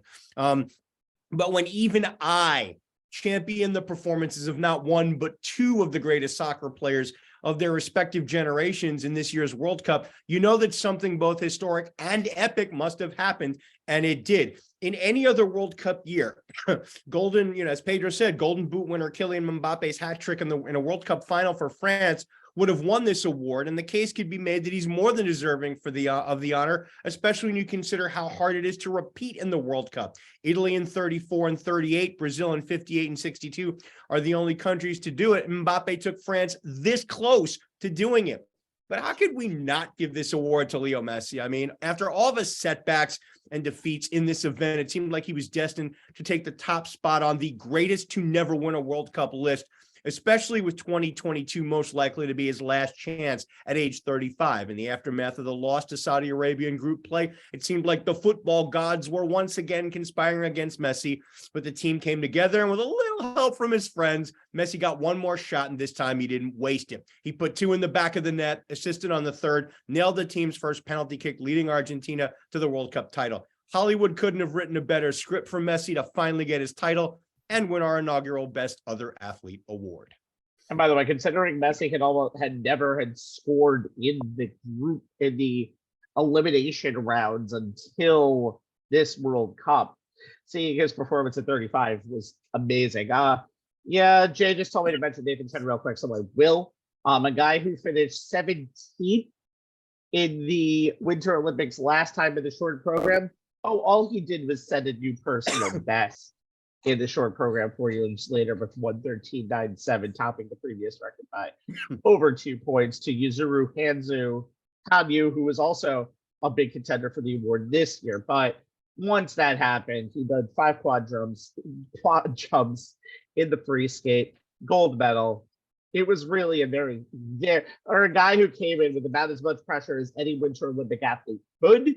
He did exactly what he needed to do. He was really just a dominant player in the Olympics, and also part of the silver medal winning team, who I don't think has still gotten their silver medals yet because the investigation is still going on into the Russian doping. So I don't know. I haven't heard if they have gotten it yet, but it was a very good year for Nathan Chen. But I do agree, this is Lionel Messi's award, and this win awards where anybody could have won. This was not one of them. All right, guys. So if you've watched to the beginning of this show, you'll know that we are pretty much all homies. We do have 2 local sports winners of the awards. We awarded Sauce Gardner for Rookie of the Year, Buck Showalter for Head of the Table, and we're about to award another local winner. Sorry, not sorry. Welcome to the Good, Bad, and the Ugly, the nominees for Best Local Moment, New York, New Jersey of 2022. And I say Jersey because our first nominee is St. Peter's, breaking the walls of March Madness. It's one thing to even think about talking local college basketball in March, although you're going to hear a lot of UConn from me in the next few months. You're going to be sick. But when you become the first 15 seed to make the Elite 8, that's historic. Who's your daddy, Kentucky, San Francisco, and Purdue? The Peacocks are. The summer of Judge. Yeah, you were amazed by Aaron Judge's power. You were also amazed on why the hell anybody was pitching to Aaron Judge when he got to 45 home runs. But admit it, you were enthralled by Aaron's pursuit of Roger Maris and 62 home runs. And then we all talked about what we thought was the biggest record of all, if it was a legitimate record, if it was the real record, but it was a very enthralling thing anyway. Let's go to the New York Rangers, down 3-1 to Pittsburgh in round 1 of the Stanley Cup Finals. Piece of cake after a Brent OT Game 7 winner. down 3-2 and having to go to Raleigh in a game 7 where the Hurricanes hadn't lost? No sweat. That's easy. For a month in this town, the Rangers were the talk of it, and unfortunately, they could not keep a 2-0 lead to the Tampa Bay Lightning. So the Stanley Cup just was a little bit short, but still a damn good effort. And finally, Timmy Trumpet blasting until August when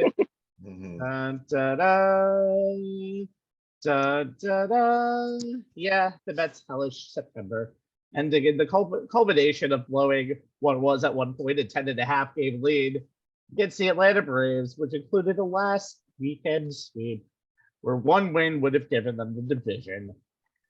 The Mets season ended in shame a week later against the Padres in the wild card series, but that's okay. Uncle Stevie will just get you 5 more free agents and get you a 2023 World Series title. And the winner is, give it up for the Peacocks, Anthony. It's St. Peter's. Talk about that. Talk about the Mets. We always want to reward a good thing in this category, and a good thing went out. This is a historically good thing.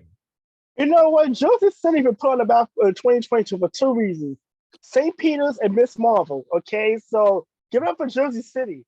But for me, I think what stood out was, and look, I mean, Aaron Judge home run chase was remarkable in itself, but the New York Rangers being one of the youngest teams in the National Hockey League last season, the youngest team in the National Hockey they was League the last youngest season.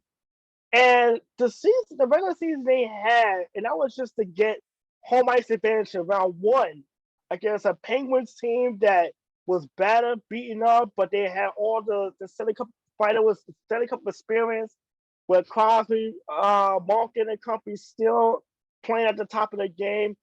And the fall behind 3-1, and after that, remember that game 4, they literally ran Shesterkin out of the game twice in that series, games 3 and 4.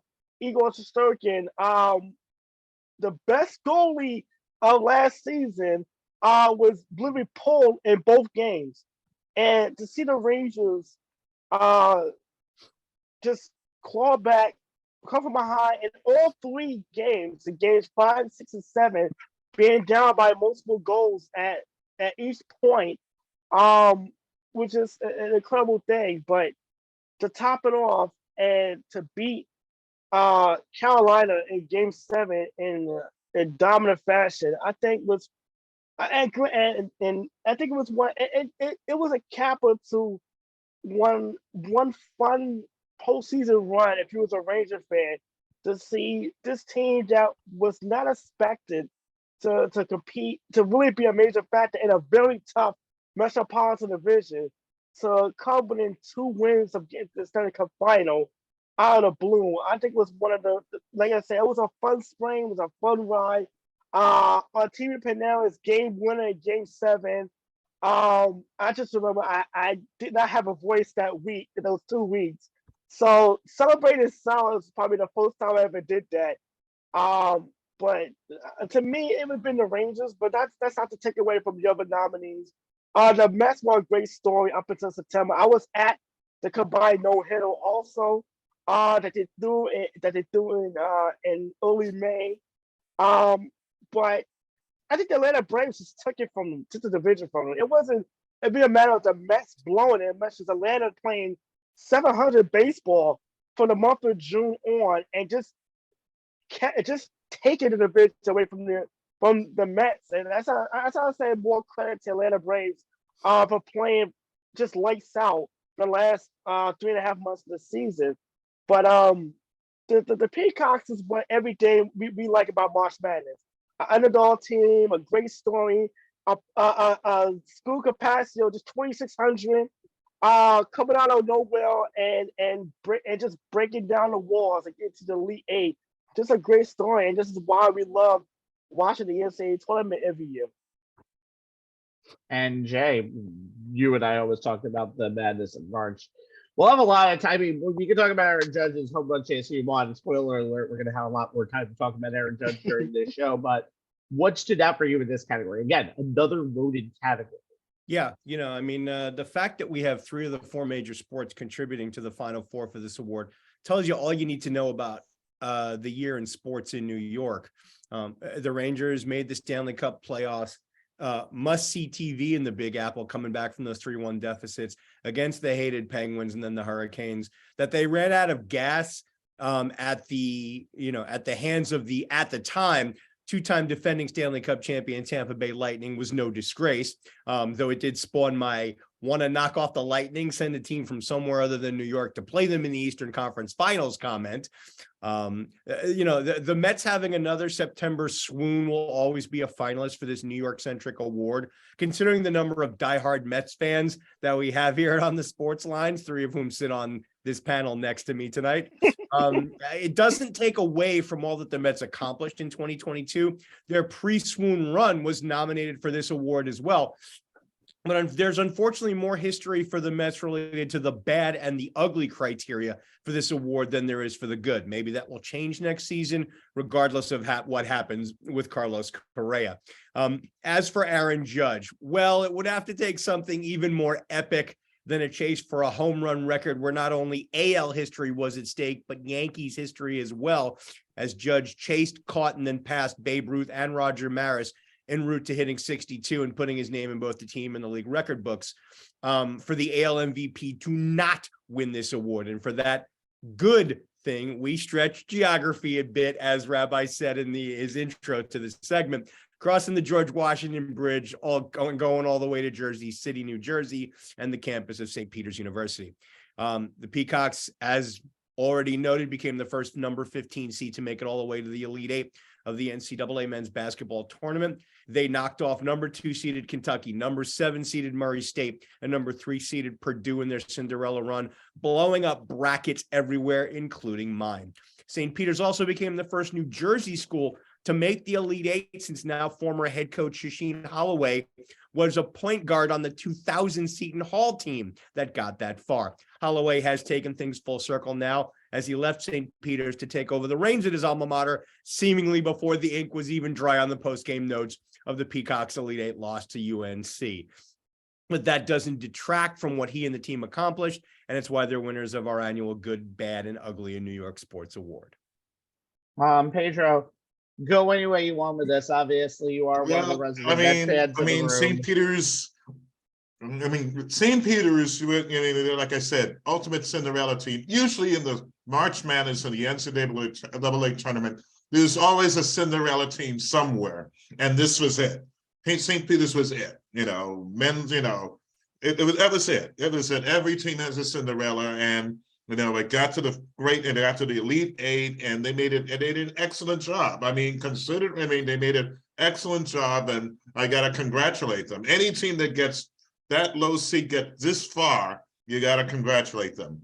As for the Mets, well, they're the Mets. I love the Mets. I've been a fan since like Tom Seaver and Jerry Koosman.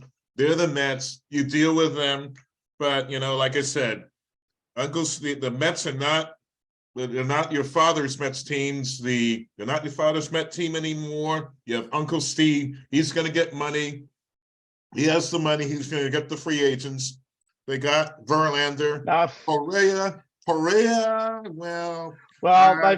We can always talk about these things. They're all on the table for 2023. But anyway, going back to Correa, they'll if they don't get Correa, they'll get somebody else. As far as Aaron Judge, what can I say? He was he's the, and they made him the captain. He was excellent. Incredible 62 home runs. I saw the 62nd home run. It was like, really, I loved it. It was very baseball history being made right there. And as for the Rangers, well, they had a great job. From so many years, the Rangers struggle. They break your heart in so many ways, but they did a great job this season. It's like, what can they made an excellent job, and I'm looking forward. Hopefully, they'll get as far next year as they did this year. This coming season as they did last. We'll see how it goes. Sean, you usually have a unique perspective on all of these things. I'm curious because you could have gone many different ways, but New York baseball really provided the biggest jolt to this area, as it usually does when both teams are really good in 2022. I thought the US Open coming back post-pandemic provided the biggest jolt to New York. Jay got to experience it live. You know, Serena got 3 nights in Queens to, you know, give a great going away. She came to play each night. They were very exciting matches. She beat the number 2 in the world, and that gave people a lot of hope that this was going to be a Jimmy Connors type run. And then she fell in the 3rd round. It went 3 sets, so it was very exciting. But more than that, what I think you guys are forgetting is Francis Tiafoe's run to the semifinals in Tiafoe, yeah. Tiafoe. That was incredible. The guy takes out one of the big 3, Nadal, and then he's got to go face the up-and-comer from Nadal's home country, Carlos Alcaraz, and they go to 5 sets. So his run, his grit, his working of the crowd, his enthusiasm, his speed and excellent play really impressed me and brought a really needed jolt to New York in a remarkable event. And we got to experience this year the rise of Alcaraz winning his first major, of what are likely many more to come. Most people would predict that he'll reach double digits. How far he'll go, given his age, the potential is there to reach the people he's chasing right now.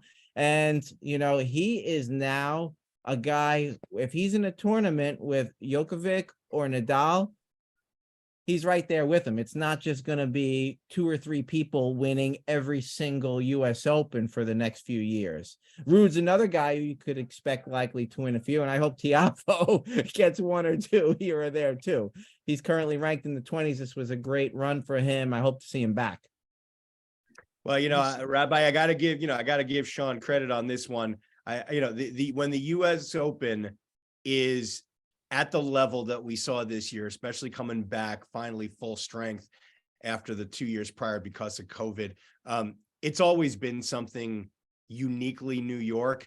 And when it captures the imagination of not just diehard tennis fans, but, you know, average tennis fans, or, you know, it's something pretty cool. I got to agree there.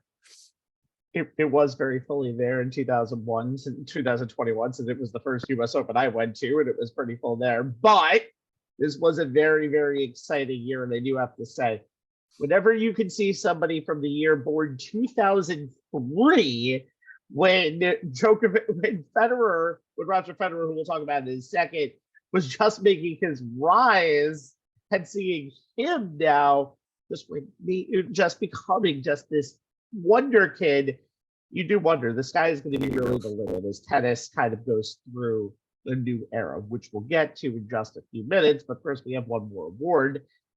All right, guys, you know the story. Rudolph the Red-Nosed Reindeer had a really shiny nose. Also, Santa kind of used him a little too much. Tremendously high usage rate. And I think Santa once gave him a little bit of load management one year. I think, Anthony, Rudolph the Red-Nosed Reindeer, kind of like Kawhi Leonard. Am I correct? Just had him a little too long, usually? Yeah, I would think so. Yeah. But, like Kawhi, you put him in the NBA Finals, Christmas is on the line, and these championship athletes responsible are here. Welcome to the award for Best Championship Moments. All right, so our first nominee is Steph Curry, Golden State Warriors. Did we really needlessly argue that he was incomplete without an NBA Finals MVP? Well, 31.2 points per game and 43 in a game-altering Game 4. That kind of shut up that dumb argument up against the Celtics. Jeremy Pena, Houston Astros. Hey, Met fans, this is Carlos Correa, shortstop replacement right here. The younger model. So they be getting called deals now? 345 in the postseason, LCS and World Series MVP, 3rd rookie to win Fall Classic MVP, 9th player to ever win both MVPs. Maybe in about 5 years, you're going to have some 3 a.m. You'll notes about Pena. Joe Burrow, Cincinnati Bengals, a January 2022 to truly marvel at. 3 rounds of playoffs. See you, Raiders. Goodbye, Titans. I don't care if you sack me 9 times. And then just let me be the first QB only ever to beat Patrick Mahomes in the playoffs. It's Brady, and then it's me, Joe Cool. And it was also 2 minutes away from bringing a Lombardi to Cincy for the first time ever. Hasn't been that close, in 34 years, though. Joe Burrow's awesome. Lionel Messi and Kylian Mbappe. How can you top this? Can you play? Can you top this in the largest sporting match in the world? Yeah, you can. Messi has 2 goals. Mbappe has 3. And the hardware goes to Salt Bay. I'm sorry, I mean Messi in the end. Salt Bay needed to get really away from that word as much as possible. And the winner is the World Cup duo of M and N. Pedro, start us off here. This is a very deserving award. Again, a lot of awards have nominees that I would definitely agree with. This one is a true winner in my book. Yeah, I mean, like I said, it was both players. I mean, they gave it all for their team, both of them, Messi and Mbappe. Interesting, he won the award even though his team lost the Golden Foot Award. The Golden Boot, yeah. It was really. I think it was the Mbappe. I think it was pretty much the Mbappe and Messi show. To be quite frank about it. And like I said, as I mentioned earlier, France did nothing for 80 minutes, and then all of a sudden they just woke up. And that's the thing about the World Cup. I mean, it's unpredictable. It's like championships. It's like the Super Bowl. It's like World Series. Anything can happen. Anything. And that's what happened with the World Cup. And it was the most exciting World Cup game I have ever seen. And it was a World Cup for the ages, in my opinion. And I think Mbappe has a great future ahead of him. Now the only thing is now he has to win a World Cup. Now that's the only thing about it. And France has been in 2 straight World Cups. Can they repeat? Can they three-peat? That's the next thing. No, and like I say, only 2. You can't repeat if you didn't win 2 in a row, but yeah. Yeah. But anyway, with Curry, it's Steph Curry, what can you say? He's, he won the trophy for the first time. I think he's done it all. He's won a couple of few championships, won the trophy for the first time. I don't think he has anything more to prove. Pena, I wish it was Pena the Mets were going after rather than Correa, but then that's another story here together. Great performance, incredible performance by Pena, and I wish him the best of luck for the next season. As far as Burrow is concerned, well, what can you say? He's like, he was spectacular. 21-3, first QB not named John Brady to beat Patrick Mahomes, and that's a big accomplishment. Best of luck for Joe Burrow, in my opinion. Burrow followed it up with a regular season victory. Jay, again, as I said before, until the Wi-Fi issues you just had, again, this is a nominee that is very easy. This is a winner that's very easy for me here, but I do think all 4 are deserving nominees, but I do think what you saw in that World Cup final transcends anything that you saw from those persons. Yeah, I mean, any of the other 3 finalists in any other year for this award can make a serious case as a very deserving winner. I mean, what Steph Curry did en route to leading the Golden State Warriors to the 4th NBA title in the Steve Kerr Splash Brothers era was nothing short of spectacular. Not that he needed a finals MVP to cement his Springfield-bound legacy, but it was the missing piece of his resume, and man, did he earn it. That series-altering 43.8 rebound, 10 assist performance in Game 4, the 34.7 rebound, 7 assist, 2 steal performance in the series clincher in Game 6. I mean, Curry pretty much willed the Warriors to the title. You guys talk about Pena. He made all of Houston forget about Carlos Correa. I mean, if all he did was hit the walk-off home run that won the 18-inning marathon that was ALDS Game 3, that might have been enough. But he went out to slash 345, 367, 638 combined in the ALCS and World Series. 4 homers, 8 RBI, 12 runs scored, a 1,005 OPS, winning ALCS MVP and then World Series MVP as a rookie. I mean, that would have been good enough to win this award in almost any other year. As, what Joe Burrow did en route to taking the Bengals to the Super Bowl. 24 of 34, 244 yards and 2 TDs in the wild card win over the Raiders. Coming from behind to beat the Titans in the divisional round despite those 9 sacks. coming from 21-3 down, as you said, to beat Mahomes and the Chiefs in the AFC title game, and doing literally everything he could to give the Bengals a chance to beat the Rams in the Super Bowl. Any other year, that's a deserving winner. But, when you get not one, but two championship performances in the title game round of a tournament played on the literal world stage, yeah, that pretty much cinches the vote for this award. I mean, on their own, what Leo Messi and Kylian Mbappe each did in the World Cup final between Argentina and France would have had a chance to be a finalist here. But Rabbi, as you said in your nominee blurb, we really can't have one without the other. And it's true. And that's why this combined championship performance is the most deserving of our Rudolph Award for best championship performance. And Sean, even in the big four major sports, I've never seen a performance like two stars had in a championship situation. It was essentially, you go on my back, you go on my back, and let's see who wins this. And more for penalty kicks, I would have rather just seen those two go until somebody missed a penalty kick and the other one. Yeah, that was really incredible. And leading up to it, you didn't have really that incredible, exciting moments in the semifinals of the World Cup because Argentina beat Croatia 3-0. So you're not really into that game. They just got the goals the way they did and you weren't invested. And then you were rooting for Morocco, but France handled them, scoring a goal early and a goal late. Then, if you remember, it really wasn't Messi who put the team on his shoulders in that final game until push came to shove, because it was Di Maria who was playing for the first time in a few games. He created the first penalty. He went down pretty easy. The ref gave it to him. I don't like that, but Messi put in the penalty. Always cool as a cucumber, just kind of slowly plods to the ball, a little stutter step, sees where the goalie isn't, puts in the ball to take a 1-0 lead. Di Maria gets the second goal.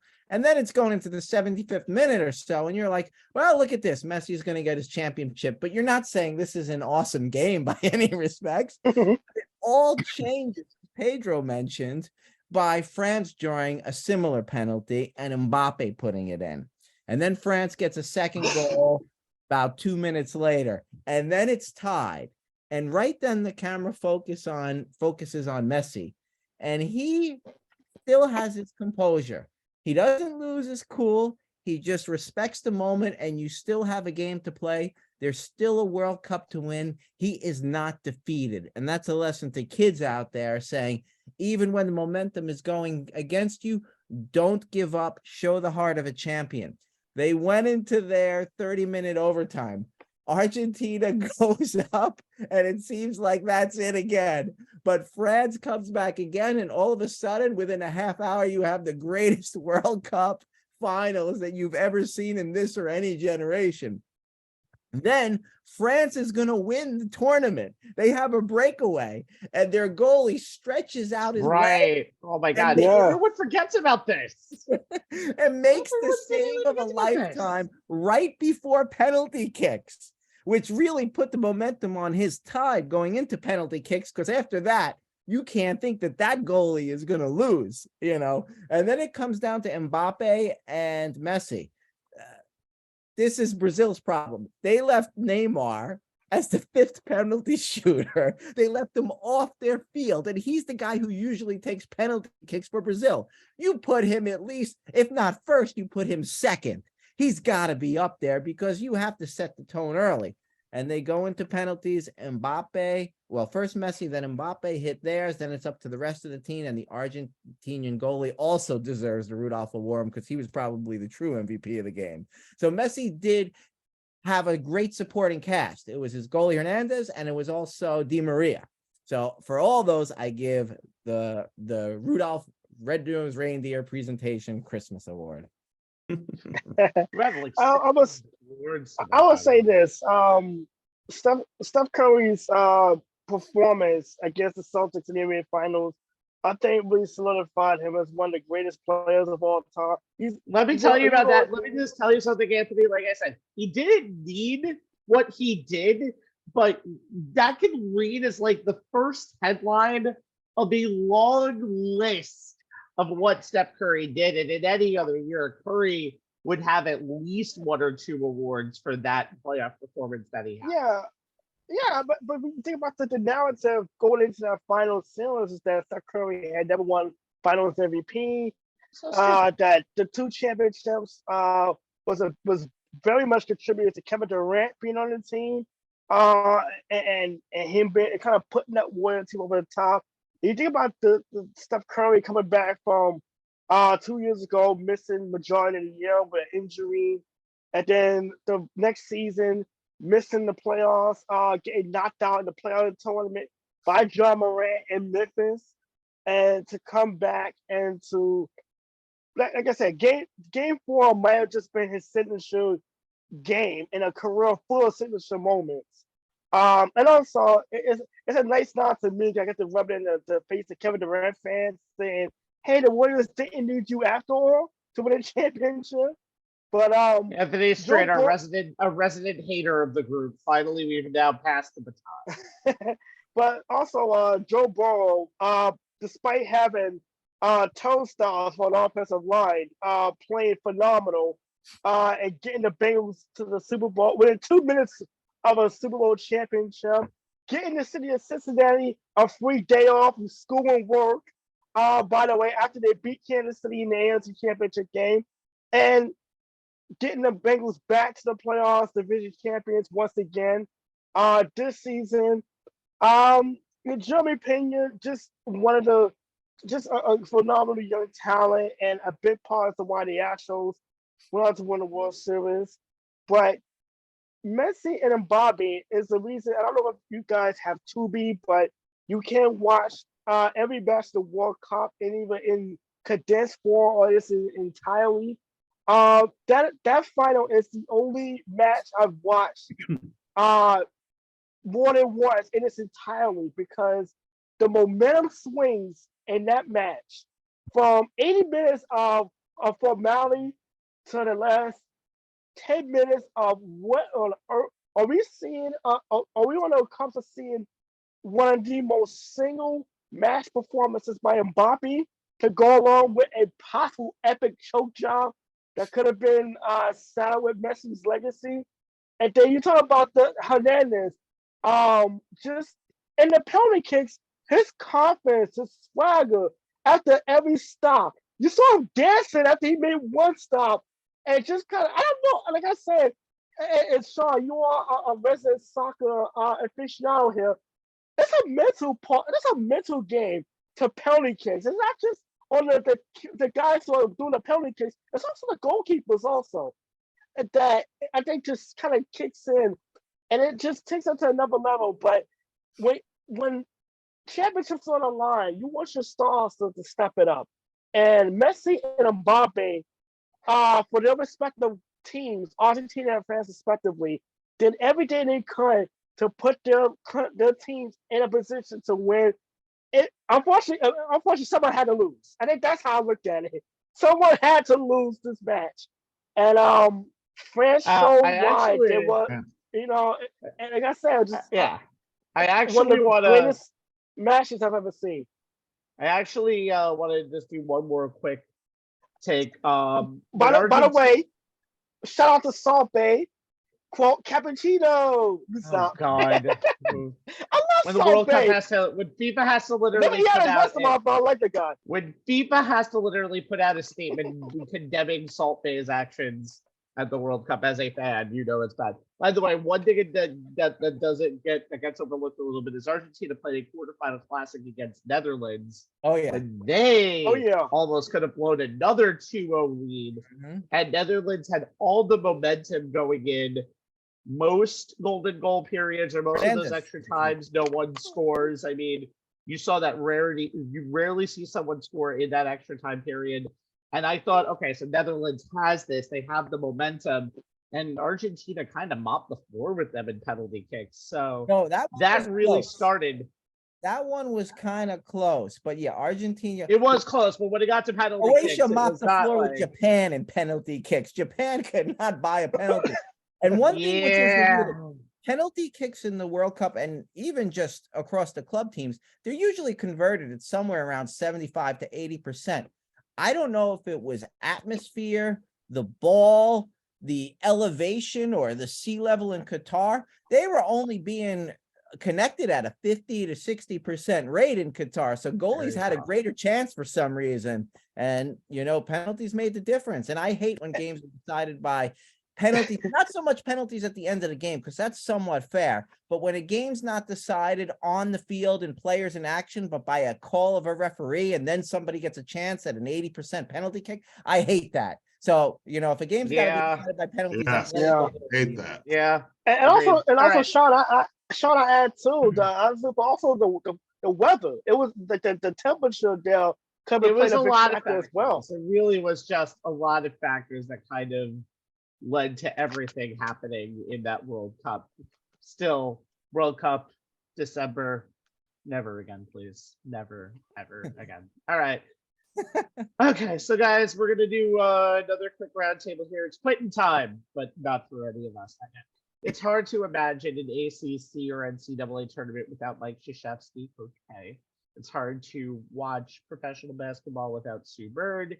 It's hard to imagine tennis majors without Roger Federer and Serena Williams. It's hard to imagine Albert Pujols not hitting a home run, but the guy ended up with like 22 in his final season at some way, shape, or form, looking like a bionic man. So might want to take that last one out. And hell, just today, it's hard to imagine we're not going to see JJ Watts in 2023 get sacks again on the quarterback. 2022 sucked in terms of retirements. Mentioned a lot of names there, but Pedro, out of all of them, who has the most lasting legacy? I think of all of them, I think it would be Coach K. I mean, Yeah. What can you say? I mean, he's so associated with the Duke team, and then on top of that, he got to the Final Four and got out coached by a rookie coach, Hubert Davis. Got to give him credit.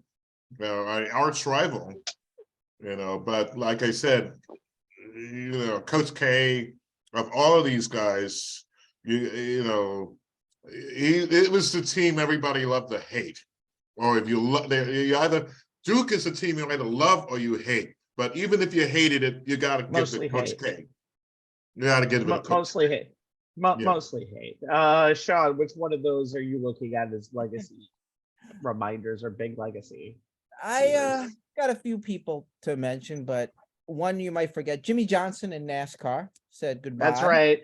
It One was more more IndyCar though. IndyCar was more what he retired from. He retired from motorsports, but he was done with NASCAR a couple of years before that. So yes, he has left quite a legacy on the track. More NASCAR titles than anybody else. It's probably forgotten about where we are to some extent, but if you go south, a lot of people they'll be much more attuned. Oh yeah, of course. And what Pedro said in terms of Coach K, I mean, to me, just growing up, he was synonymous with Duke. Putting them on the map as an athletic school. Before he came there, no national championships. With Coach K, 5 national championships and always there, always a presence. Absolutely phenomenal run. And you just when it was going, you almost thought it would never end. He's someone who probably learned a lot from his tutelage under Coach Knight. I think Coach Knight's legacy actually, was transferred in many respects to Coach K. The better part of it, as a matter of fact. Overall, but as far as athletes, Roger Federer, his 20 majors personifying the last generation with just a grace on the tennis court, just a quiet power to his game. Absolutely incredible tennis we've been able to bear witness because of Roger Federer. So even though I give those respectful mentions to Johnson and Coach K, I think the one with the greatest legacy is Federer. Anthony? Oh wow! To me, it's a toss-up. Obviously, I think you pretty much hit the nail on Coach K. And I talked about what got me into college basketball was buying the Coach K basketball game for Sega Genesis when I was in junior high school, and that was kind of my first, exposure to who Mike Krzyzewski was and is. and the Duke Blue Devils, and I Come was the familiar fuck with Duke on. because of Christian Laettner and because of Christian Laettner and Grant Hill and them being in the NBA at that point, but not just the wins and the national championships, but he was a father figure for a lot of other players coming through that program. Um, and also Team USA as well, taking over a USA basketball program that has suffered some pretty humiliating times, leading to 2000, the 2008 Olympics, and was so respected that it was just the players on that team, but to get the respect of one Kobe Bryant as well, says a lot about what Mike Krzyzewski meant for just a locker room.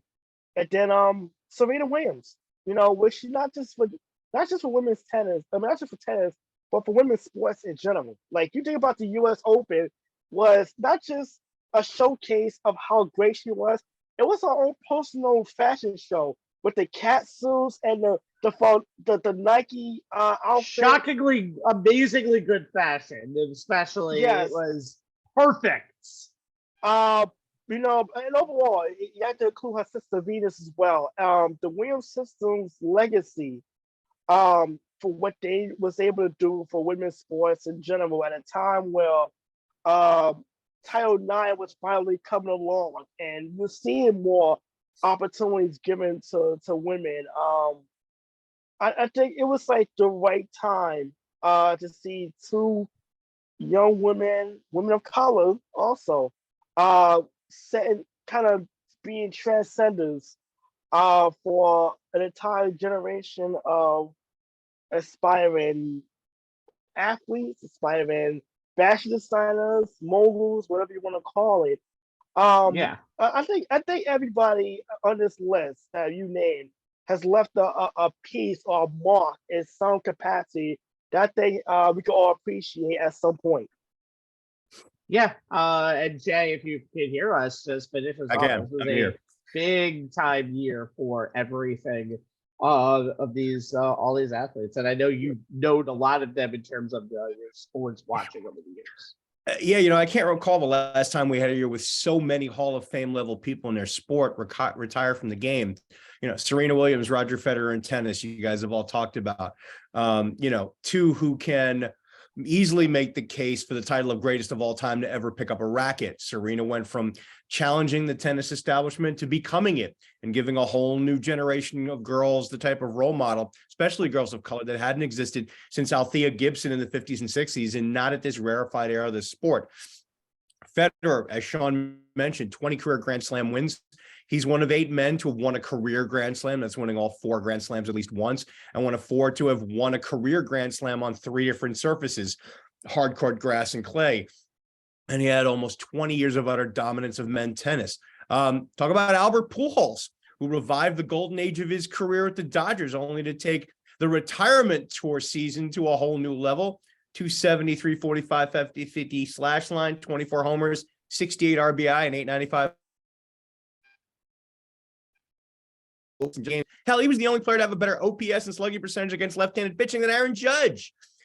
Sue Bird will go into the Basketball Hall of Fame on the first ballot. If she doesn't, I want a congressional investigation into those ballots. Too soon? 19 years in the WNBA. The 2002 number one overall really picks. The lie. It's about lie. No more. Not too soon. The 2002 number one overall pick spent her entire career in the Pacific Northwest. 13 All-Star Nards. The all-time leader in assists, 4-time WNBA champ, 5-time Olympic gold medalist, 2-time NCAA champ at UConn. She'll go down as one of the greatest to ever lace them up and a pioneer in growing the women's professional game in the States. The girl from Long Island made good. But if I have to pick one to have a legacy that will last long after they're gone, I have to go with Coach K. And yes, as a Tar Heel fan, I threw up in my mouth a little bit saying that. But as that fan and as a college basketball analyst on this show, I've had a front row seat to the heights that Coach K has taken Duke men's basketball to. Think about it. Coach K created a blue blood program out of almost nothing. He was 17-13 in his first season with the remnants of Bill Foster's final team that had gone 24-9 the year before.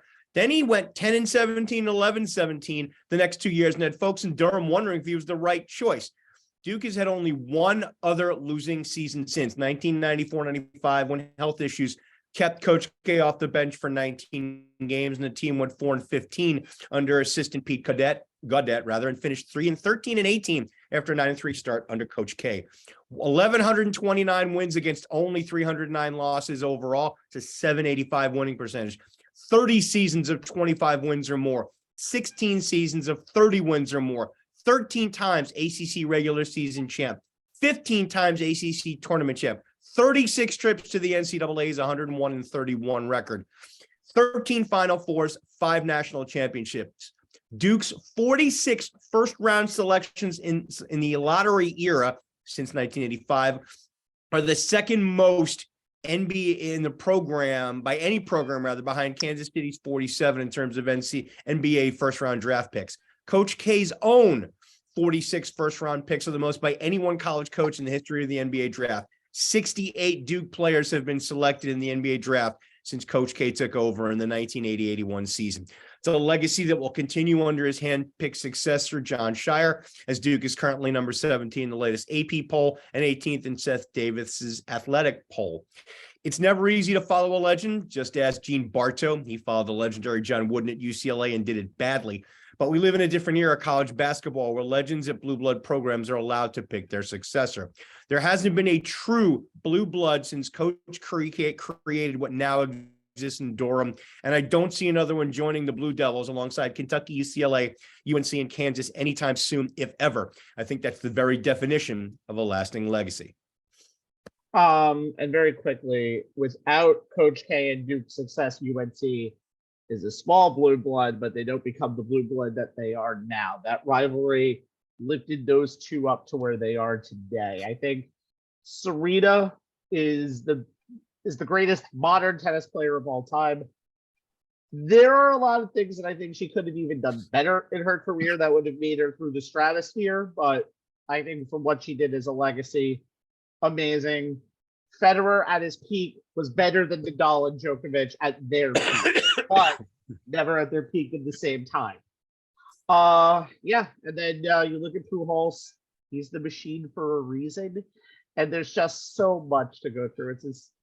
At least it's not a year where we're talking about all these deaths, but we're not going to see people in everyday life watching them on television. Pedro, thank you for joining us tonight. Thank you for having me. Thank you for having me. You all have a good night and Happy New Year. Happy New Year. Happy New Year. Thank you for joining us. One of the founding members of the show, Yes. Pedro Hazel Jr. And Right. I might have to Take kick you out of care. here. Take care, everyone. Take care, Pedro. Good to see you. Take care. Good to see you again. All right. We are down to our final 3 awards of the evening. Get excited. And mea culpa, before we get to this, I'm sorry for South Carolina women's basketball not getting nominated. You guys had an amazing season. You definitely deserve to be on this list as much as our 4 final nominees.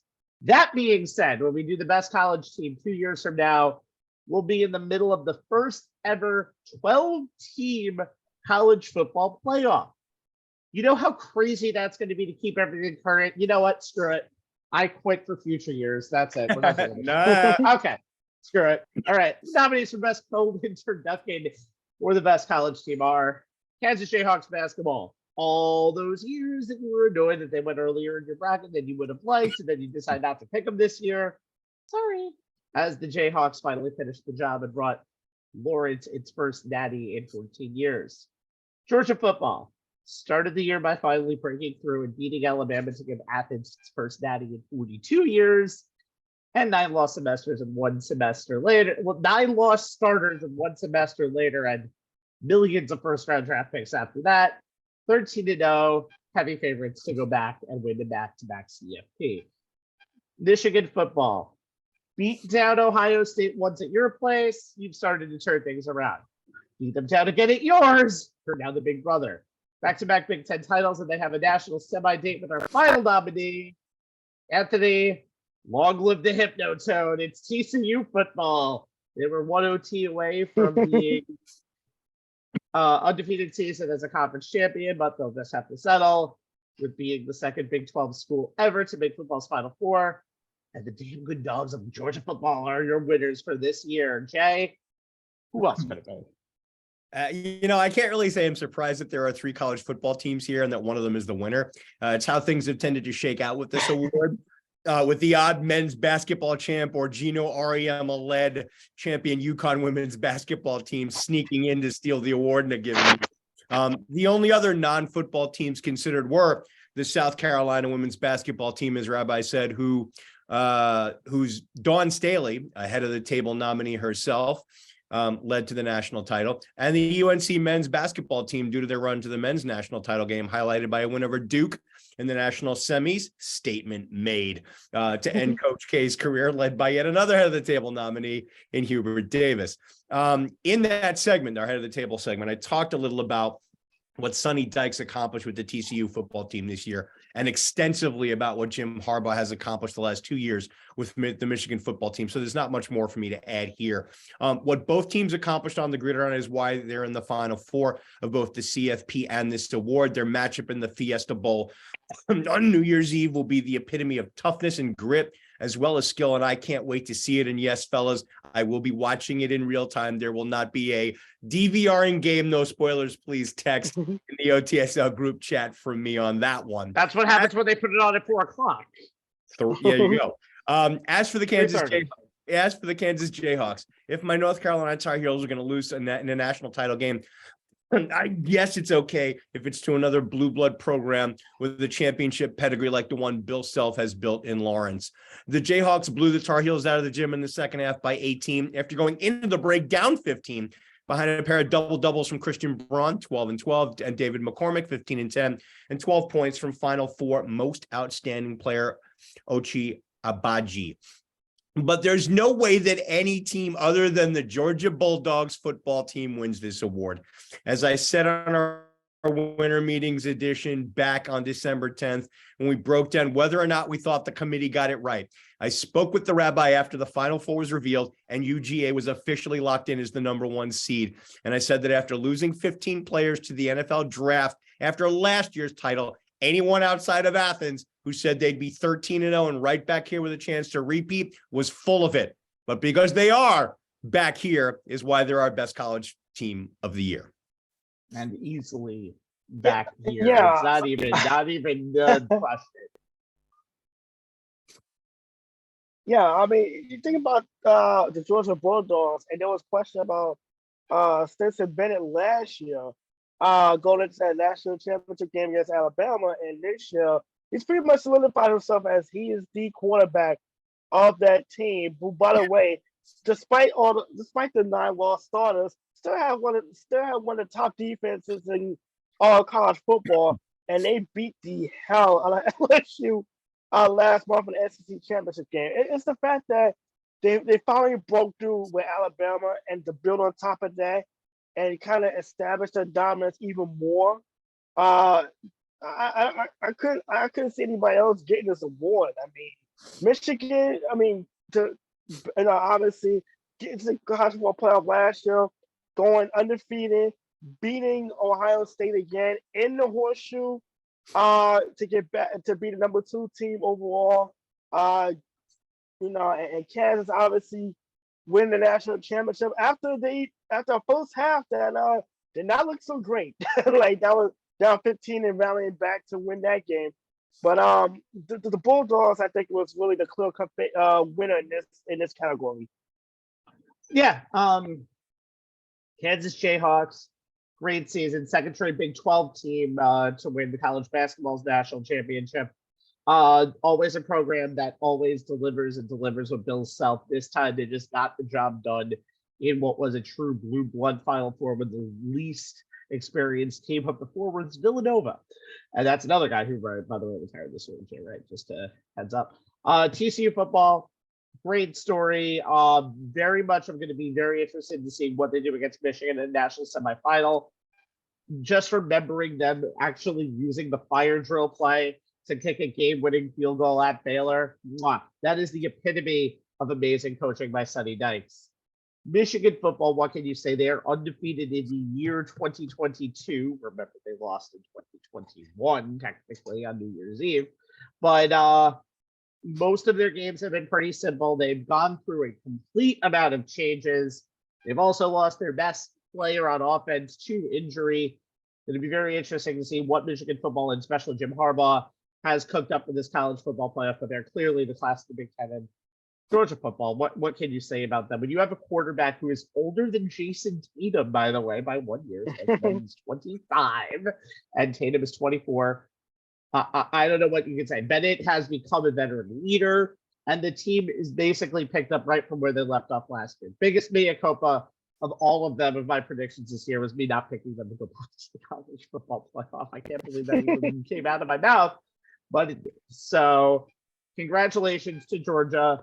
Ohio State's going to be an interesting national semifinal for them just because Ohio State might be playing with a lot less to lose than you think they might. But I would be very surprised if Georgia doesn't end up with some more hardware when they play the national championship in Los Angeles on Jan 9. All right, time for a co-main event, the award for Golden Turkey for best team. Now remember, this is for the championships that they won in 2022. There are two teams on this list that are kind of struggling right now, but we're honoring them for what they did with the previous season. Just wanted to put a warning label on this, just letting you know. All right. We'll start with the Super Bowl 56 champion Los Angeles Rams. As Les Snead said, F them picks. Their general manager. The team built for the second season finally sealed the deal. A demolition of division rival Arizona, a hard stopping back and forth last second win versus Tampa Bay, and then the win over that big mountain known as the San Francisco 49ers that they finally craved. And then a come from behind win again against Cincy gave Matthew Stafford the reward he was craving in the one whole year that he was in La La Land. The NBA champions, Golden State Warriors. Dub Dynasty, 4 titles in 8 years. The 2002 version mixed the experience of Steph, Clay, and Draymond, and the new experience of Jordan Poole and Andrew Wiggins, who somehow became one of the better players in the league and more consistent players. Who knew? MVP Nikola Jokic's Denver Nuggets, America's sweetheart Memphis Grizzlies, Luka Doncic and the Mavs, who I truly hate right now for reasons that we won't get into, and Jason Tatum and the Boston Celtics, who all speed bumps to the Warriors road to Larry O'Brien. The Stanley Cup champion Colorado Avalanche. 4 previous years of playoff heartbreak led to the slaying of back-to-back Stanley Cup champion winning Tampa Bay Lightning. They also defeated the Nashville Predators, the St. Louis Blues, and the Edmonton Oilers. Those were the demons the Avs needed to take to win their way down to that chalice of Lord Stanley, their first in 20 years. Then we have the world champion Houston Astros. They were an under 500 team in the strike shortened season in 2020, and they had the knowledge of a cheating scandal. But 21, they were a lot better. We bet the World Series. In 22, they sealed the deal. Swept the Seattle Mariners, New York Yankees sweep again, and then they knock out the Cinderella Phillies, and they also throw a World Series no-hitter combined in the postseason, the second in history. And now, after a 5-year time warp, the Astros have a legit title to their name. And finally, World Cup champion Argentina. Talked enough about them today, but Australia, Netherlands, Croatia, and France felt the wrath of Lionel Messi and La Albacete as they brought the country a title the first in 36 years. And if you saw the parades, I bet you they're still partying as we speak right now. Grab your trash cans for the winner. Your winner is the Houston Astros. Anthony, lead us off on the world champions in 2022. It's all about the Houston Nationals. Yeah, in 2019, they lost the World Series in 7 games to the Washington Nationals at home. 2020 strike shortened season. They had the situation with the cheating scandal and teams pretty much from everywhere coming at them at some point. But you think about this, they had the foundation of the team that was there in 2017 still kind of intact. You think about Altuve and Gurriel and Bregman being part of that core group, and Verlander, who was there in 2019, and you added Dustin Baker, and we said this earlier in the show. He was the right guy for this for what was going on with this organization. Just as far as his managerial skills, he handled every game with class. And he kept this Astros team competitive.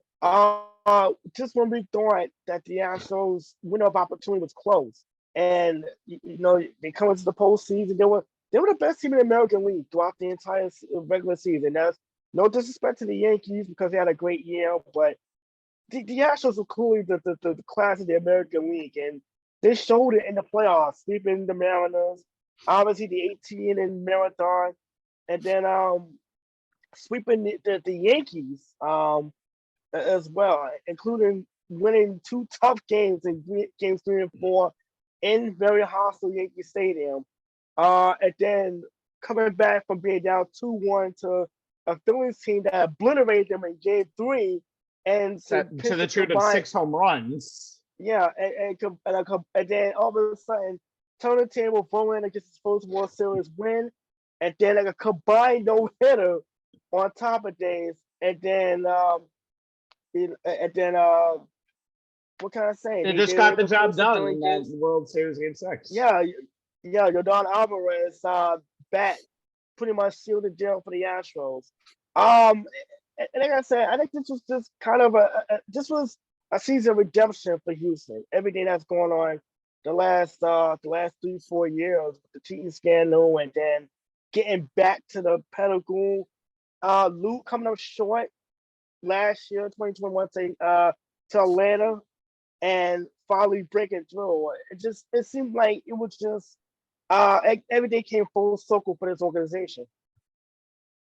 Yeah, and Jay, I mean, I would have personally gone Warriors in this situation for the run they had. I mean, as a Yankee fan, there will always be a tiny bit of Astros bias, but here I do think, like I said, between the Astros, between the Rams, between Argentina, really, when you think about it, these are all teams that were built to win and finally did win in 2022. Yeah, I mean, as we do every year, the finalists for this award are always the champions of the 4 major sports. Adding a 5th team in other years, like, when there's something like the World Cup or the Olympics happening, is the only change to the format. So adding Argentina to this year's list after winning in Qatar was a no-brainer. All of the champions are deserving and can make the case that they should get the award. That said, in my opinion, there's a distinct difference between the Astros and the Warriors and the rest of the field. Argentina winning the World Cup in what is likely to be Lionel Messi's last shot as a Hollywood movie in the making, or at least an ESPN 30 for 30, for all the reasons we've discussed in previous award segments. The Avalanche finally ending the reign of the 2-time defending Stanley Cup champion Tampa Bay Lightning behind Conn Smith winning defenseman Cale Makers. 8 goals and 21 assists and 13 goals from forward Nathan McKinnon is very much Golden Turkey worthy, as is the Rams' 23-20 Super Bowl win over the Bengals. What Matthew Stafford and Cooper Kupp did on that final game-winning touchdown drive, hooking up 4 times for 39 yards, including the 1-yard touchdown pass, will go down in Super Bowl history.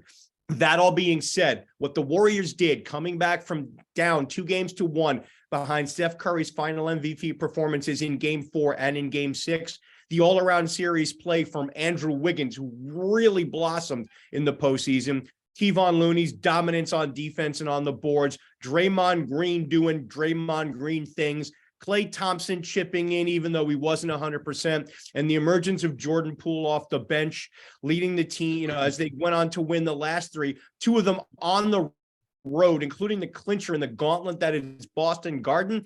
That's next level. That would have been good enough to win most years, but what the Astros did takes even that to a whole new next level of next level. I mean, in the first year of the new MLB postseason format, they sweep the Mariners in the ALDS, punctuated by Jeremy Pena's walk-off home run to end the 18-inning marathon that was Game 3. The emphatic sweep of Aaron Judge and the Yankees in the ALCS, holding the entire team to a 162, 232, 269 collective slash line and a grand total of 9 runs for the entire series, then ending the Cinderella run of the Phillies in the World Series, coming from down 2-1, including an extra inning loss in game 1 and an ugly 7-0 shutout loss in game 3 for winning the next 3, including the first World Series no-hitter since Don Larson's perfect game in 1956 to give the franchise its first pure World Series title. What Dusty Baker and the Astros did and how emphatically they did it is why, to me, they're the most deserving of our 5 champions to win our Professional Team of the Year award.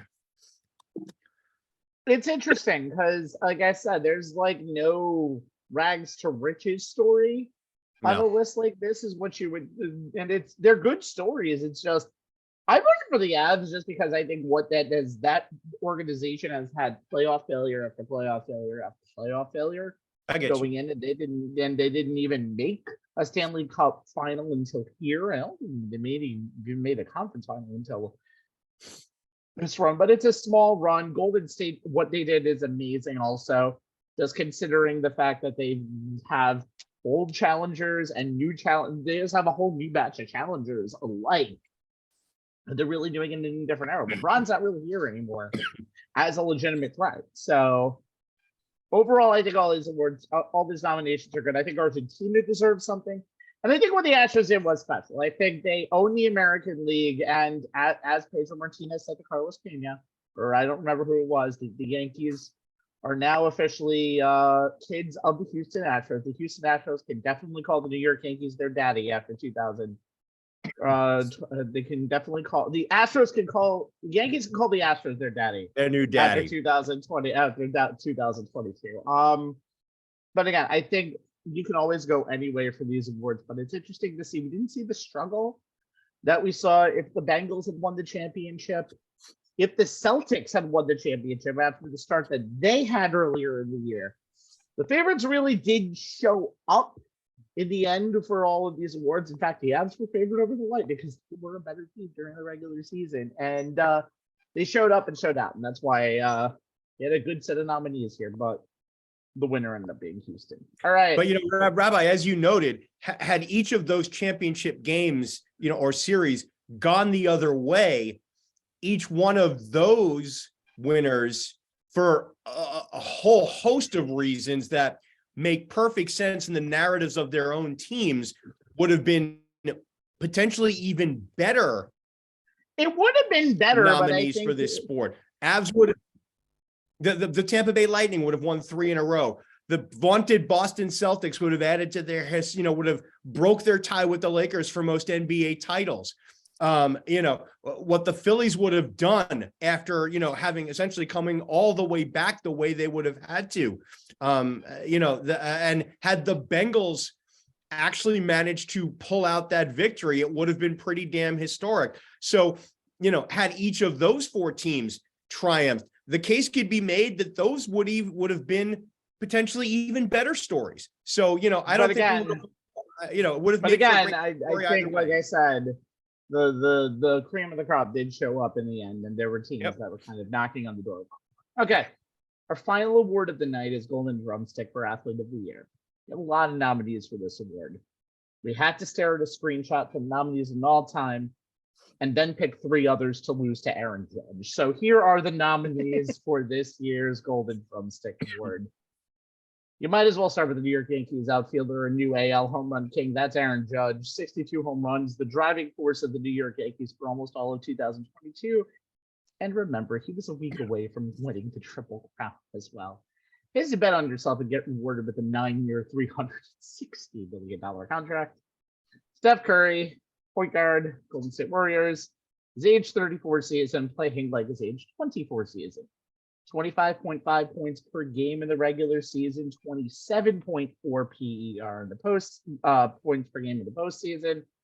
Oh, did we mention 31 plus in the NBA Finals? Yeah, we did. He also, a few days before the year started, broke the all-time 3-point record. What could be anything better than that?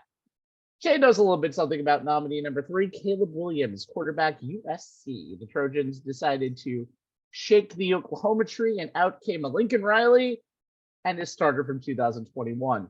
And all Williams did was 4,075 yards, a 37-4 touchdown interception ratio, and this little thing called a Heisman Trophy. His only kryptonite is something called a Ute. By the way, we might see him on this list again in 2023. What's a Ute? And for the finale, Justin Verlander, pitcher, Houston Astros, and now New York Mets. Tommy John surgery in October 2020, done. Think again. That might have made his career a lost cause, but 18-4 record, minuscule 1.7 ERA, World Series title, winning a big Game 5 and getting that World Series win, and he's back. And now, hopefully, for Mets fans, he'll be back in Queens in a big way in 2023 and 2024. And the winner is Anthony. Who else could it be but Aaron Judge? This is a open and shut case for the AL MVP, the almost unanimous AL MVP. Shohei Ohtani got a first place vote there. What else you can do? What else can you say about what is an historic season? And again, the best walk season that we'll ever see in the history of sports. Yeah, you know what? If I ever go back to Vegas, I want to take Aaron Judge with me because he's the epitome of being able to better yourself and win big. He turned down the Yankees' initial contract offer in April, and took a chance. And he turned in arguably one of the greatest seasons we've seen in obviously in the modern era. Broke the AL record for home runs, 62. Was tied in the league with for RBIs for Pete Alonso. And what can you say? You know, the home run change pretty much was having cut-ins during college football broadcasts. So obviously, it was a big. It was obviously an attention grabber. What Judge was able to do, and it was to a point where, I just remember the 2-game series they played against the Mets at Yankee Stadium. Remember the Mets had swept the first 2 games in Citi Field, and those 2 games, especially the second game, was like the Aaron Judge show because they couldn't get him out. It's like just a phenomenal season. I feel like it was right that he's going to be a Yankee for the rest of his career. I feel like the Yankees did right by him, not just by giving him the big contract, but he's been the face of the Yankees franchise for me since 2017. Since he bust onto the scene, has the AL Rookie of the Year, and you think about this guy, he's basically a giant in pinstripes, figuratively and literally.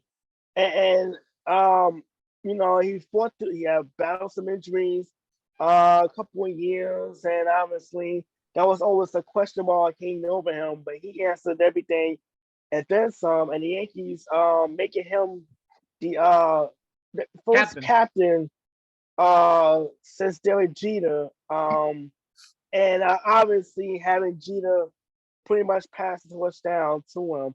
I think it's a great ending to a 2022 for Judge. That started in arbitration. That started with the messy contract situation. He made it known that he wasn't happy about the talks being made public because of the perception that it made him out to be a bit of a greedy player.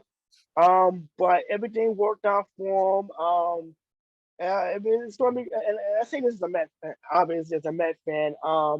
It's going to be great to see him back in Yankee Stadium. I feel like that is his home. That's where he belongs. Like I said, him being a Yankee just feels right moving forward. And I think, again, what Judge did was basically, I wouldn't say force the Yankees' hand, but in a modern era where there's not too many, like every baseball team can get away from a player if they need to because it's a business. That would have been a terrible business decision. It would have been almost a life-changingly bad business decision. No, I feel like that was the Yankees. No, with disrespect to Carlos Rondon. Yeah, that's right. I think that's a great pickup, but Aaron Judge was It's the Aaron Yankees Judge. offseason, without question. Yeah, it had to be. It had to be the Yankees offseason. Again, we could go on all day, Jay, but again, deserving. Yeah, we've already talked at length about what Steph Curry has done this year, and in most years it would be enough to win this award. What Heisman Trophy winning quarterback Caleb Williams did in taking 11-2 USC to the cusp of a CFP season: 66% completion, 4,075 passing yards, 372 rushing yards, 37 TDs through the air, 10 more on the ground, and evoking comparisons to Patrick Mahomes would also be worthy of the win in most other years. I truly believe that if he hadn't torn his hamstring in the Pac-12 title game loss to Utah, the Trojans would have likely made the Final Four. What Justin Verlander did for the Astros, coming off that UCL surgery, as you noted, Rabbi, putting up that 18-4 record, 1.75 ERA, 185 Ks and 175 innings, a 0.829 whip, making the All-Star team, finishing 10th in the AL MVP voting, leading the AL in wins, winning percentage, ERA, and whip, en route to his third Cy Young award. Any other year, he gets the award here.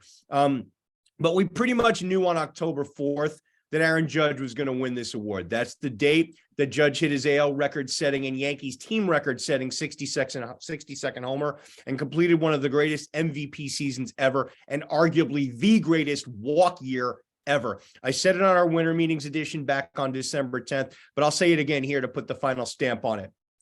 It was only a question of how much beyond the 7-year, $213.5 million deal that the Yankees offered Judge in April would Hal Steinbrenner have to go in order to keep Judge in pinstripes for the remainder of his career, something Judge never backed away from. The most epic walk year ever, a slash line of 311, 425, 686 with a 1.111 OPS, a 211 OPS plus, that AL record 62 homers, an AL leading 131 RBI, 133 runs scored, and 391 total bases, topping the AL in all of those categories except batting average, en route to winning his first MVP award, resulted in Judge getting 2 more years and $146.5 million more dollars. It's why the Yankees, as Anthony said they'd need to, backed up the Brinks truck, and why Aaron Judge is the winner of our Golden Drumstick Award as Player of the Year. All rise. Nothing else can be said. This was an easy choice. And I think Aaron Judge hopefully will have a very long career in pinstripes. We'll see what he becomes, especially because you did the greatest walk season. Now you need there's the pressure on him getting the 28th world title to the Bronx. All right, guys, we're about to end this show, and my voice is about to also end. So I will quickly just sum everything up in a little bit for the year, and then I want to get your guys' final thoughts.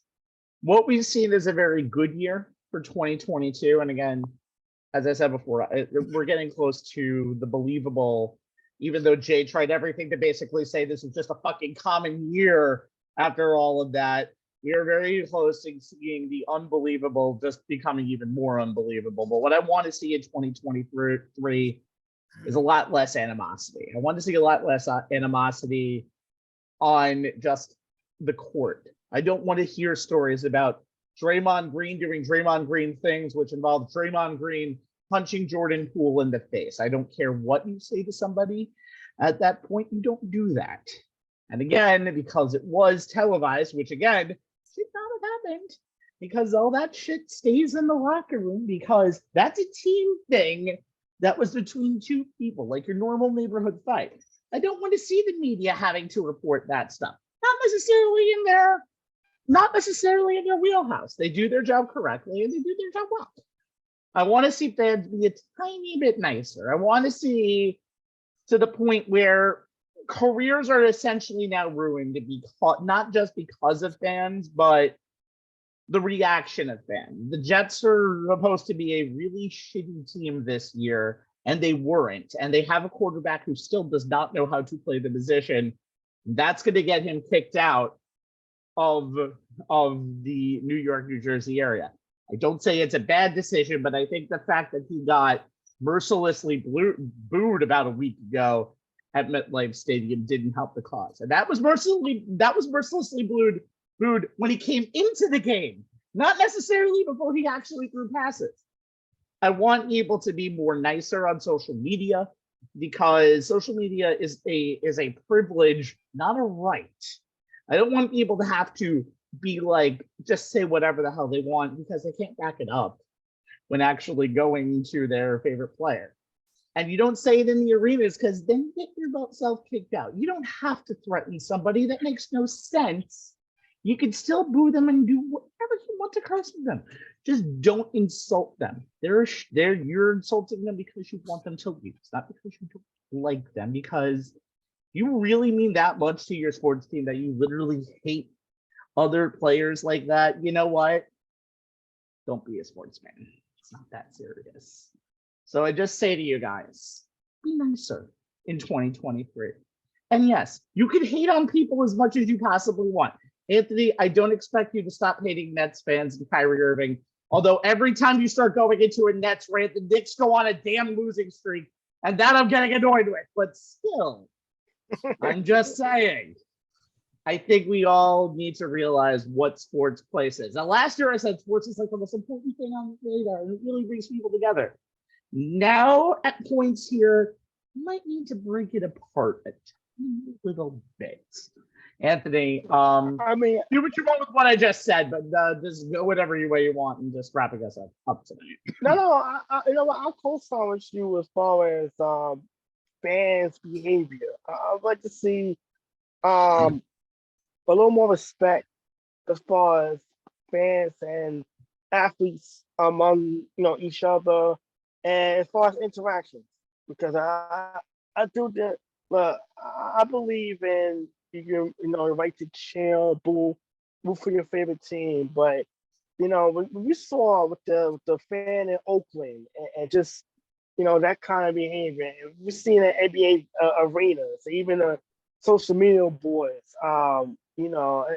It's it's getting really into a really disturbing place, and obviously, and the thing is, I would like to see, especially like for the NBA, I would like to see the league do more as far as disciplining fans and protecting the players a little bit. At the end of the day, it is the job. Yeah, it's a kids game, whatever you want to call it, is that. But it's the job, it's the occupation. So it's like, hey, look, have the same respect that you would want somebody to give you in return.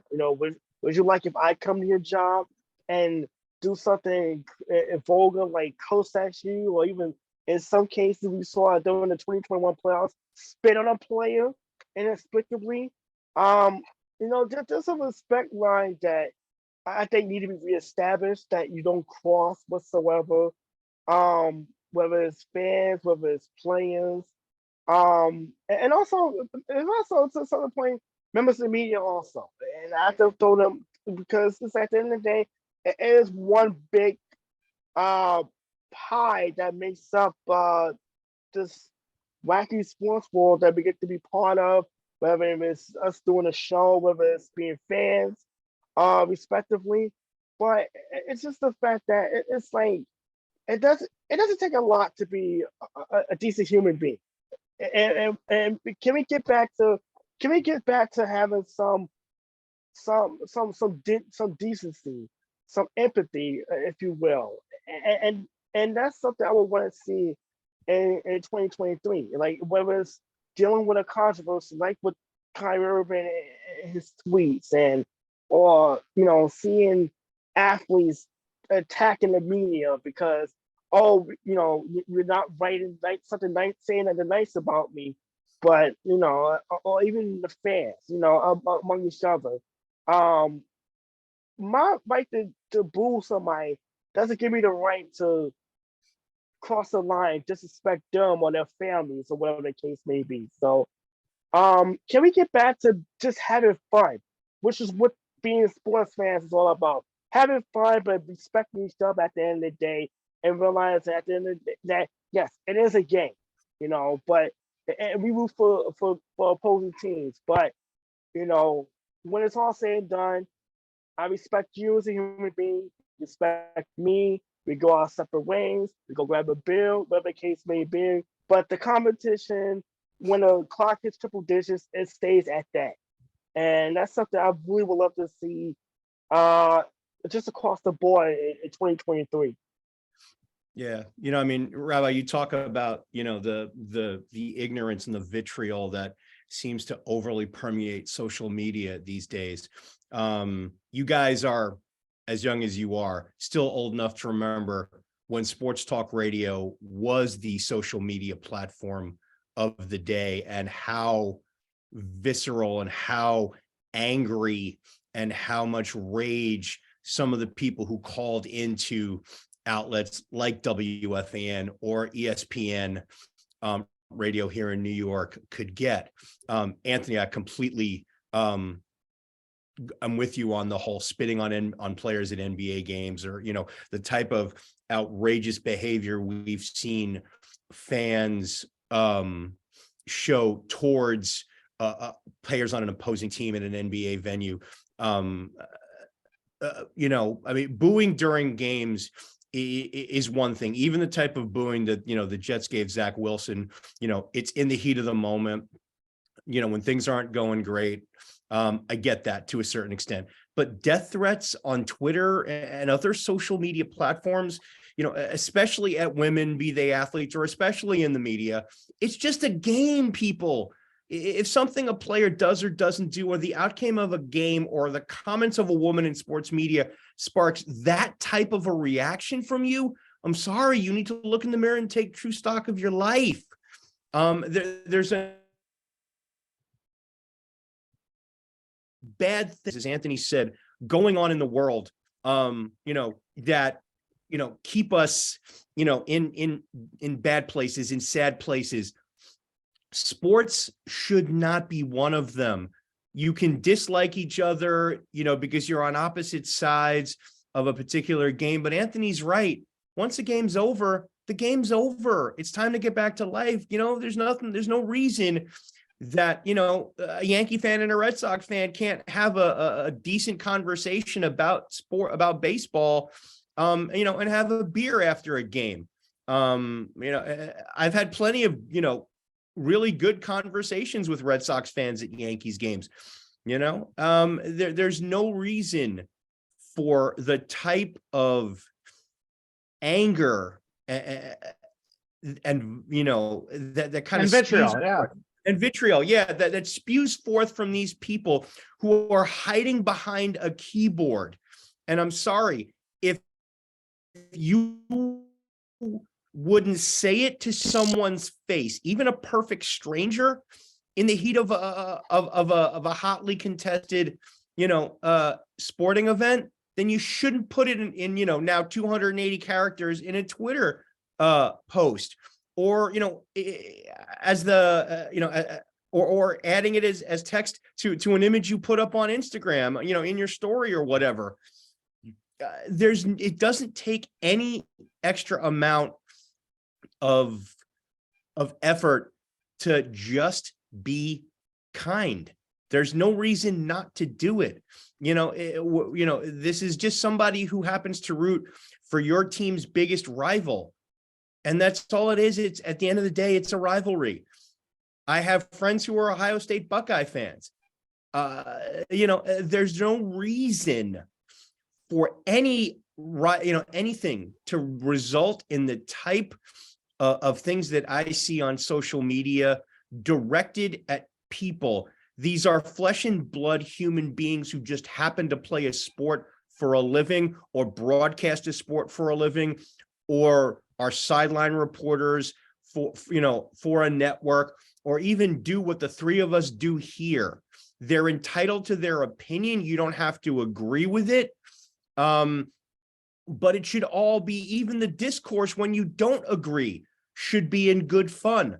Our good buddy Dave Shepard, who has in the past been, a pinch hitter on this show.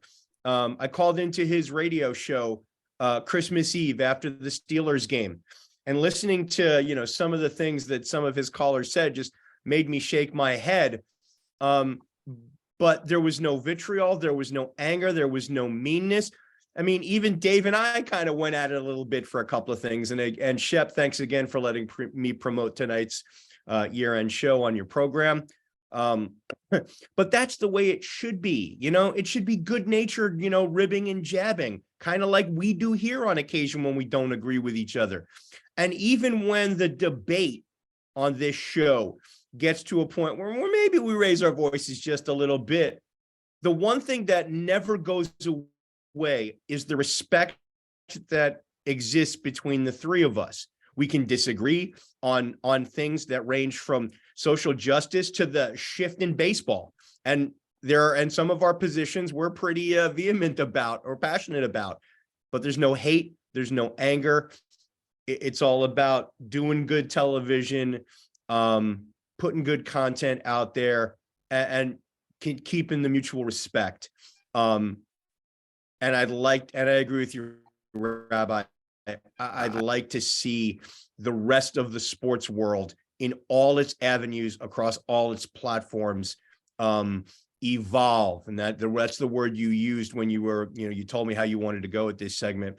A little evolving would be a nice thing to see anywhere and everywhere in sports in 2023, from players to owners to fans to media and every other corner of the sports world that the three of us are lucky to be a part of. Figured it was better than just saying, hey, let's get the Knicks to championship in 2023. We have goals that are much more obtainable. All right, guys, that does it for our year-end awards. We will hopefully see you sometime in the first week of 2023 to preview the final week of the regular season of the NFL and preview the national title game, or as the kids down the street call it, the Natty, coming up in Los Angeles on Monday, January 9th. For Jake Kaplan, Anthony Strait, and our extended On the Sports Lines family, Sean Roman and Pedro Hazel Jr., who were here tonight, Dave Shepard, who we've worked with in the past, who we mentioned Jay Loud, allowed Jay to plug his the show tonight on national radio, and I think also WFAN.